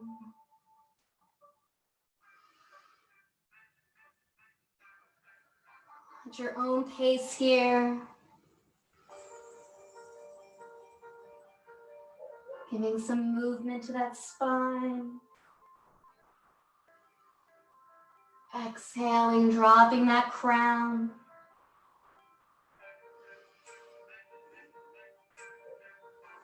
Wonderful job.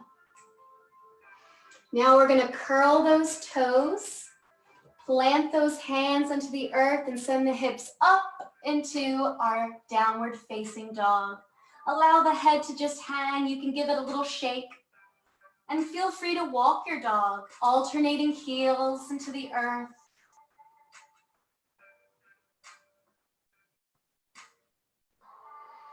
And breathing.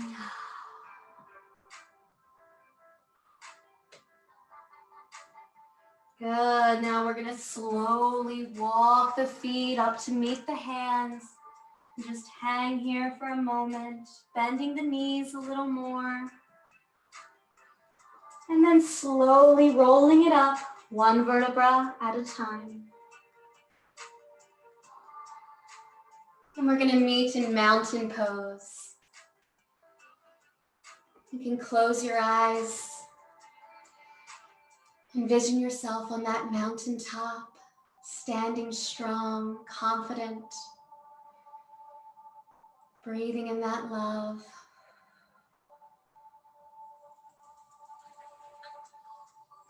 Good. Now we're going to inhale the arms up to the sky. Palms meet and exhale it down to the heart center. Inhale, reach it back up. Exhale over to one side. Inhale, center. Exhale the other way. Inhale it back center, mini back bend, and roll it all the way down. Halfway lift, drop it down, and then roll it back all the way up. And meet me in a 5-point star. Your hands out wide. We're going to inhale and exhale, lowering down into goddess pose. Beautiful. Breathe in that goddess pose. Embody that goddess. Awesome. Exhale it back out to that star. And then exhale as you lower into pyramid pose. Your head can look up, down, whatever feels good. We'll just stay here a moment. And inhale and drop it down over that leg. Awesome job. Keep that breath flowing. Good. Now we're going to plant the hands over the foot you're over, and we're going to just lower down into our crescent lunge. You can bring your hands up if you'd like, stretch it out wide, shining that heart. And exhale as you slowly, gently lower that back knee. Now, if you'd like, you can bring your hands to your knee. Feel free to shine that heart again. Whatever feels good here. If you'd like, for a deeper stretch, you can bring your elbows to the floor. Whatever feels right in this moment for you right now is perfect. And keeping that breath going, finding comfort in the uncomfortable.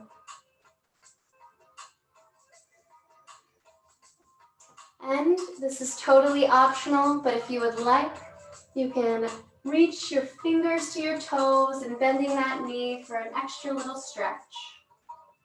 Just for one round of breath. Exhale. Bring those hands down. We're going to straighten that front leg for a little counter stretch.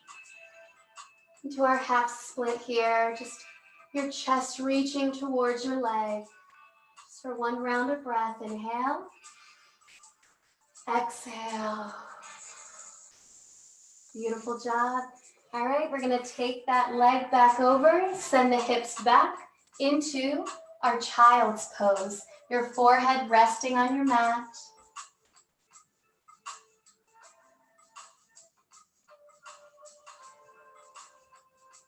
Allowing the hips to release, finding bliss in Balasana.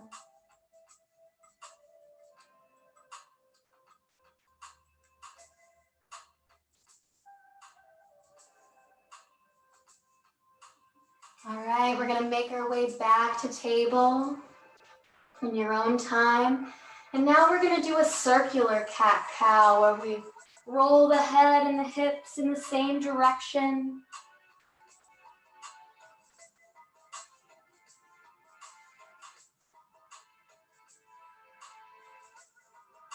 Enjoying this movement, you can take it the other way.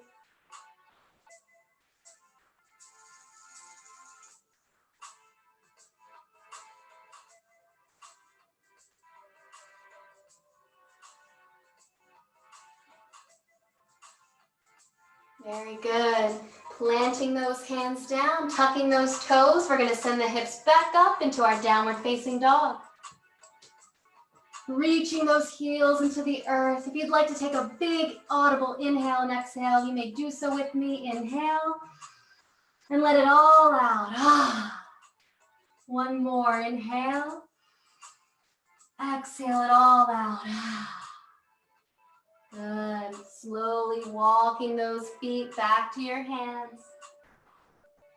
If you'd like to grab opposite elbows, you can take a little swing here.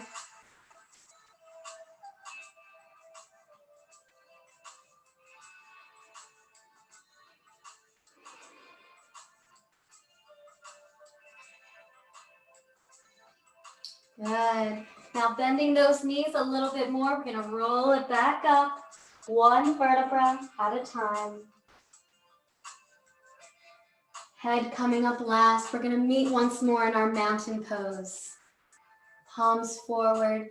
And now if you'd like, you can stay planted in your mountain or you can dance your mountain. Dancing on that mountaintop. Sun shining and the wind swirling around you.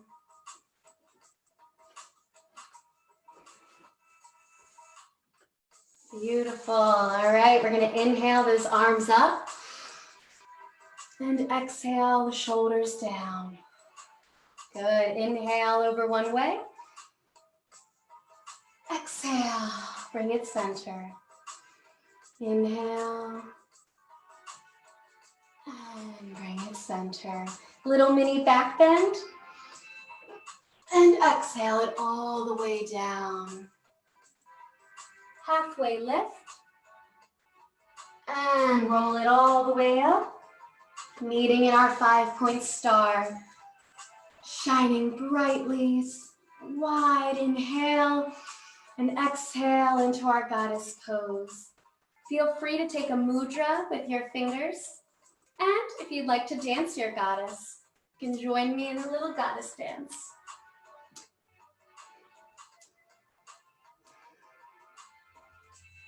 You're grounded and fluid.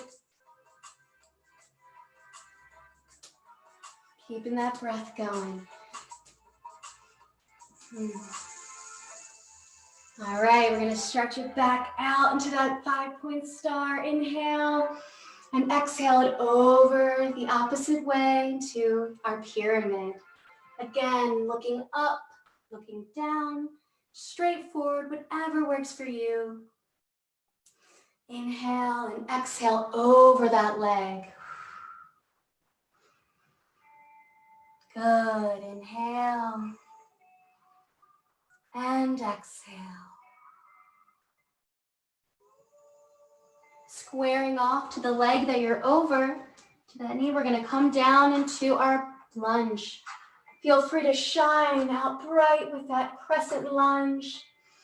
Inhale and exhale, slowly lowering that back knee onto the ground. You can bring your hands to the knees, to the floor. Just make sure not to have that knee go over the toes. Keep it right in line with your ankle. You can shine it out if you'd like. Or for a deeper stretch, you can come onto your elbows. And keep that breath a-flowing. Amazing job.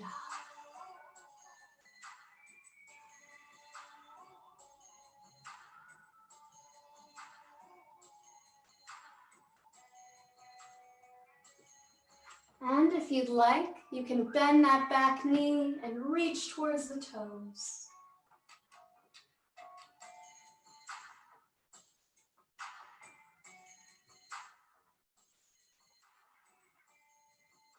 Bringing that hand back forward, we're going to stretch that front leg into a little counter stretch.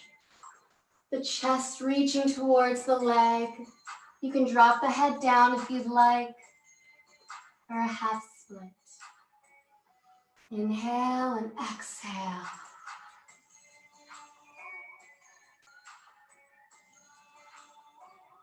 Great, you can bring that leg back and send the hips back into our Balasana, child's pose, resting the forehead on the ground. You guys are doing amazing. Finding rest in this pose. Hips reaching towards the ground.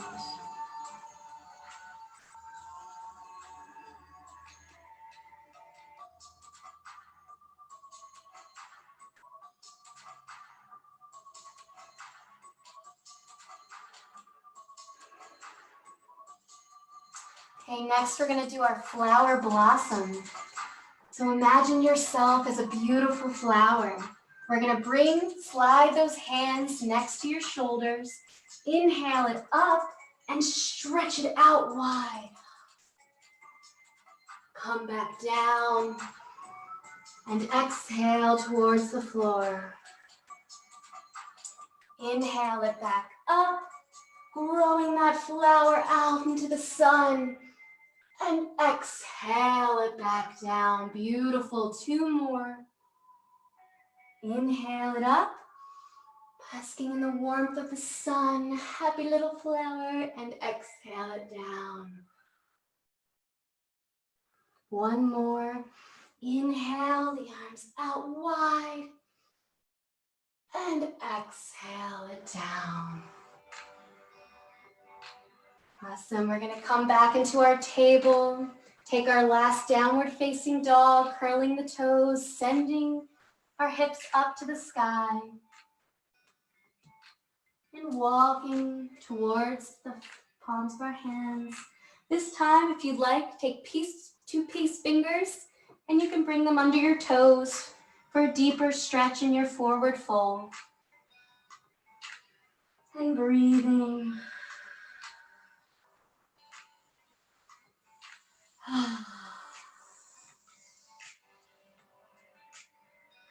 Great, rolling it up 1 vertebra at a time. Head coming up last. Gonna inhale the arms up, palms meet, and lower at your heart center. Now we're gonna do a little balancing to be rooted in our peace.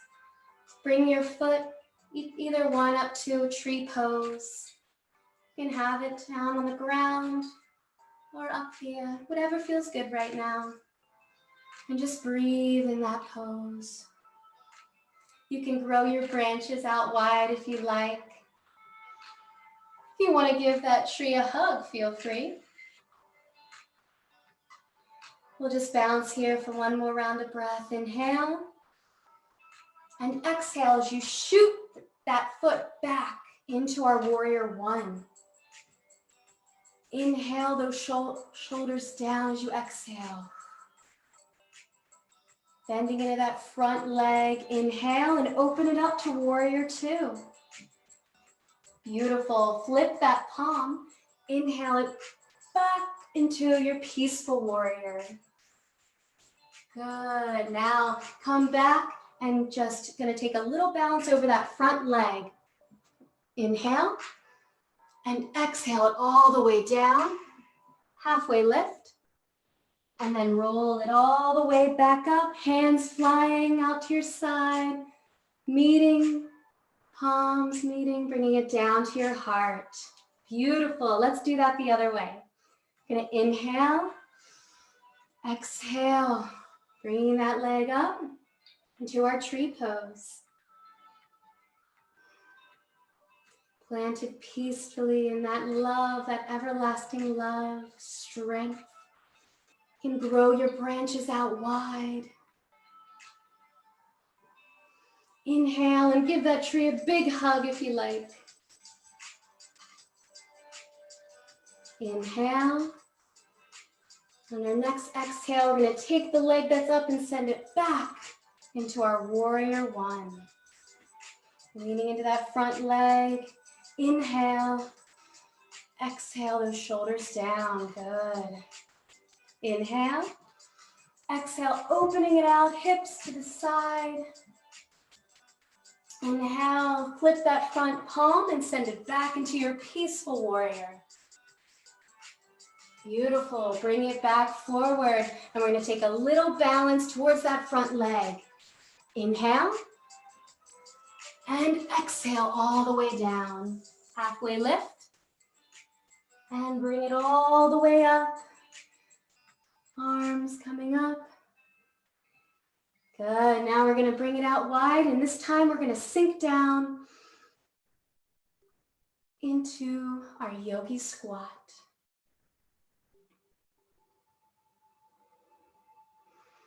Very good. You can open the arms here, give the wrists a little twist. And we're going to come down. And we're going to stretch the arms, or stretch the legs out. And take our caterpillar as we inhale. And exhale over those legs.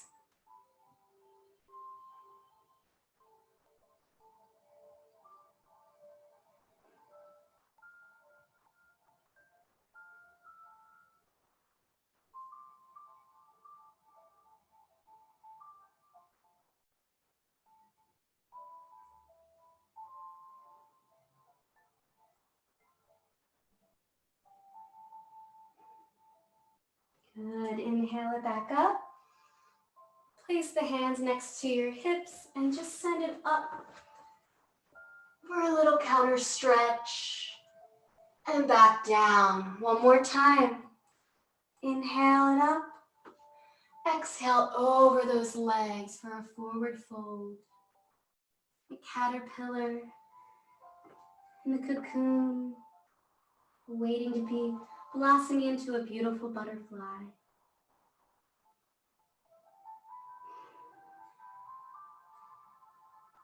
Allow your breathing to slow down.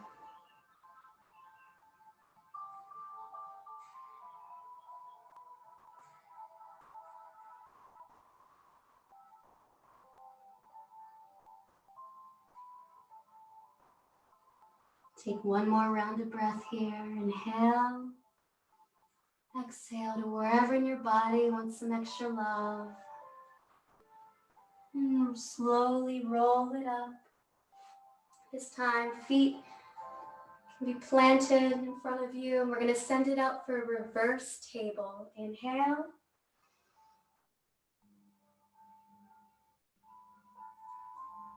And exhale it down. Beautiful. We're going to bring the feet together for butterfly. And inhale. And exhale, relax over those toes. Wherever you are is perfect in this pose.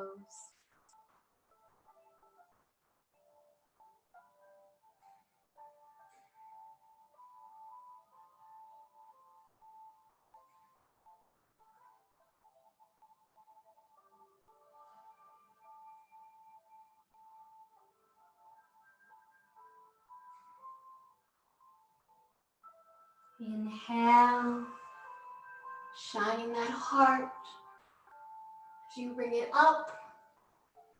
And exhale back over those toes.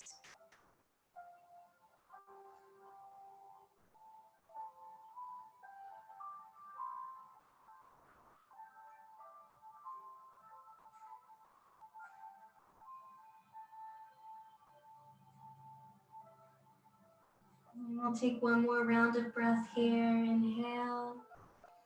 Exhale it all out. Slowly rolling it up. Bringing your knees together. We're going to slowly roll it down, one vertebra at a time. Bringing your knees into your chest. Give yourself a big hug.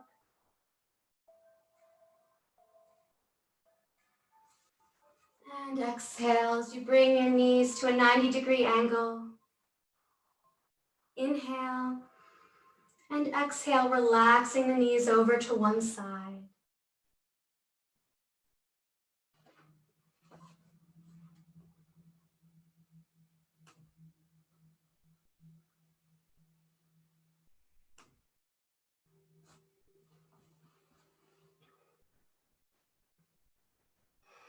Allowing your shoulders to fall into the earth. Soften your breath.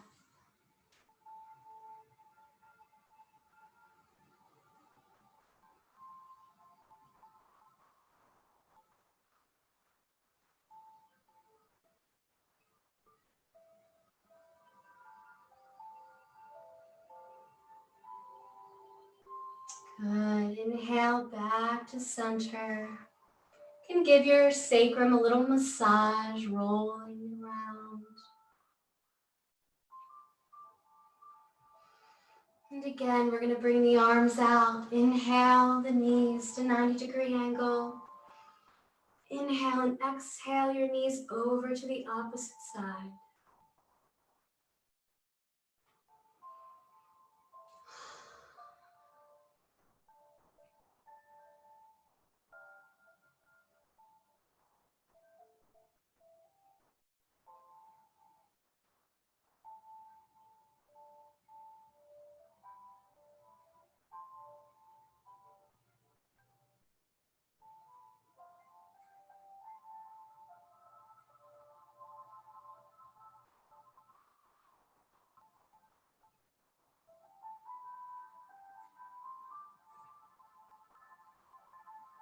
Beautiful. Take one more round of breath here. Inhale. Exhale. Bring the knees in. Give yourself one last big hug. And stretch the legs and the arms out wide for a full body stretch. Feel free to take a happy baby pose, bringing your hands to the feet. And you can rock the baby. Any last minute movements here before we take rest in Shavasana.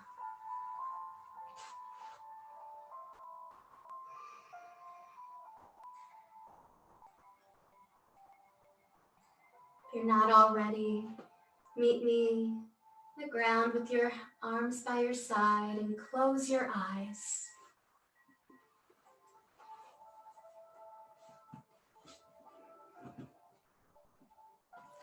Lay yourself out to rest as if you are pressing the blueprint of your entire body into the earth, beneath the earth. Take a long, slow breath in and exhale. Physically, mentally, emotionally, just let it all go.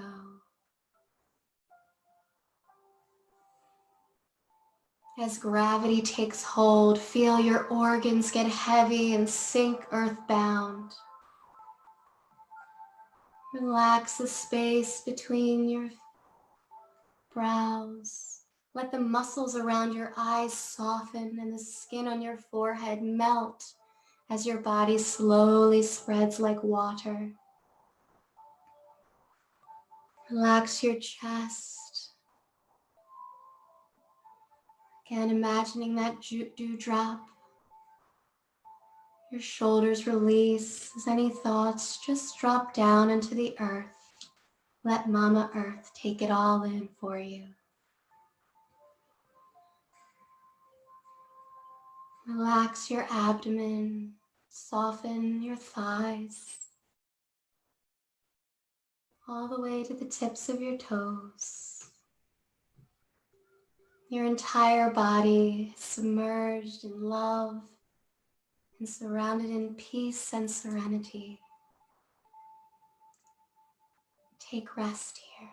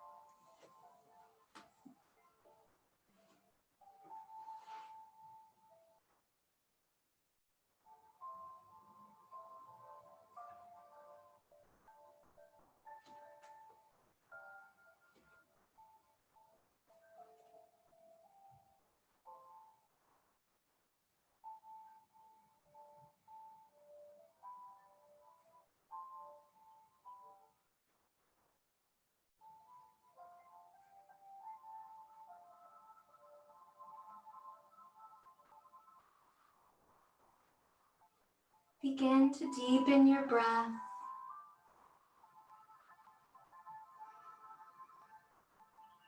And wiggle your fingers and toes.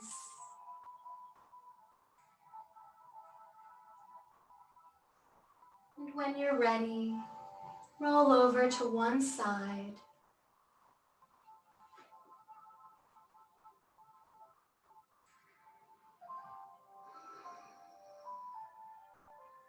Resting in this fetal position of rebirth, rejuvenation. And when you're ready, slowly come back to meet me in a seated position. You can bring your palms down for grounding. And breathe.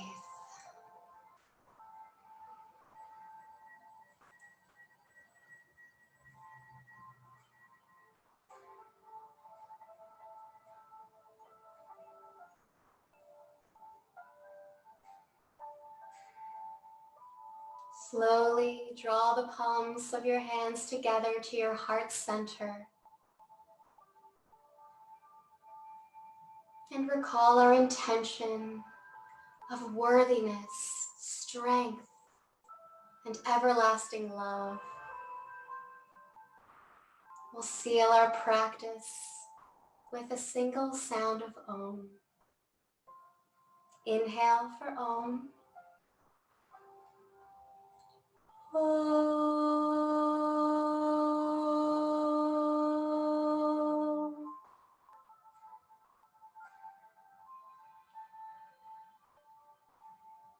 The light in me sees, honors, and loves the light in you.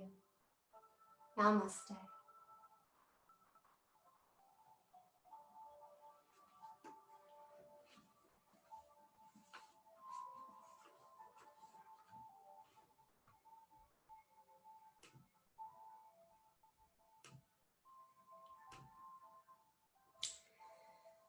Thank you so much for joining me in this workshop of embodying your inner earth goddess. I hope you enjoyed it, and I hope you enjoyed all of the beautiful offerings that Inner Source put on for the Earth Day celebration.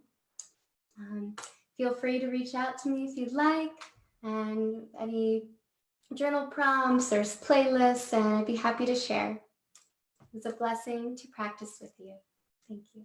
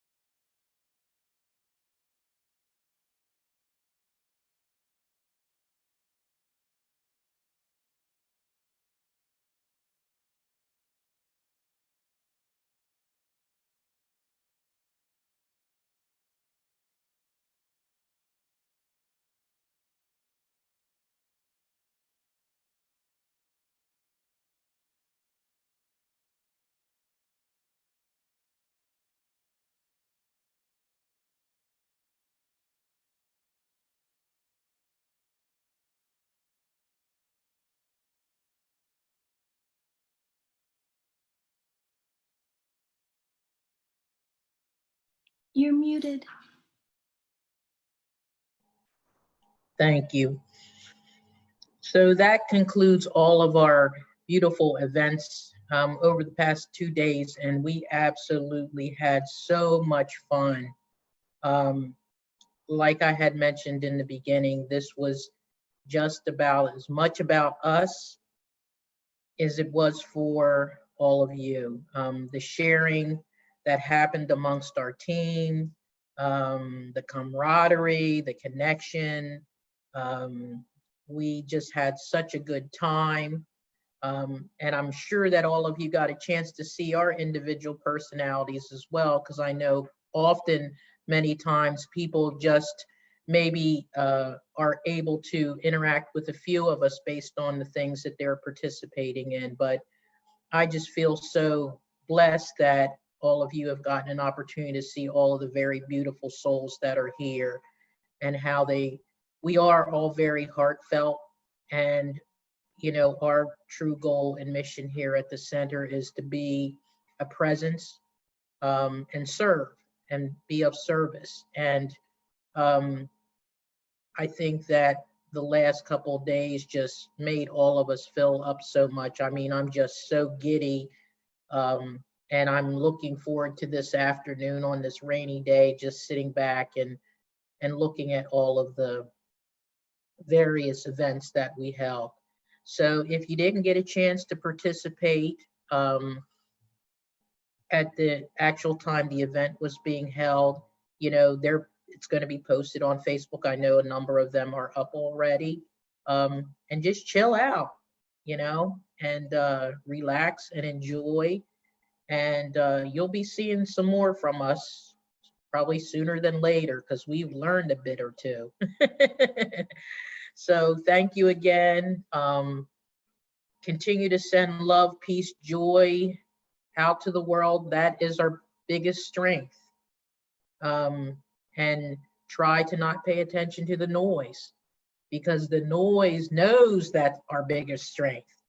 So many blessings to all of you, and thank you again. We love you.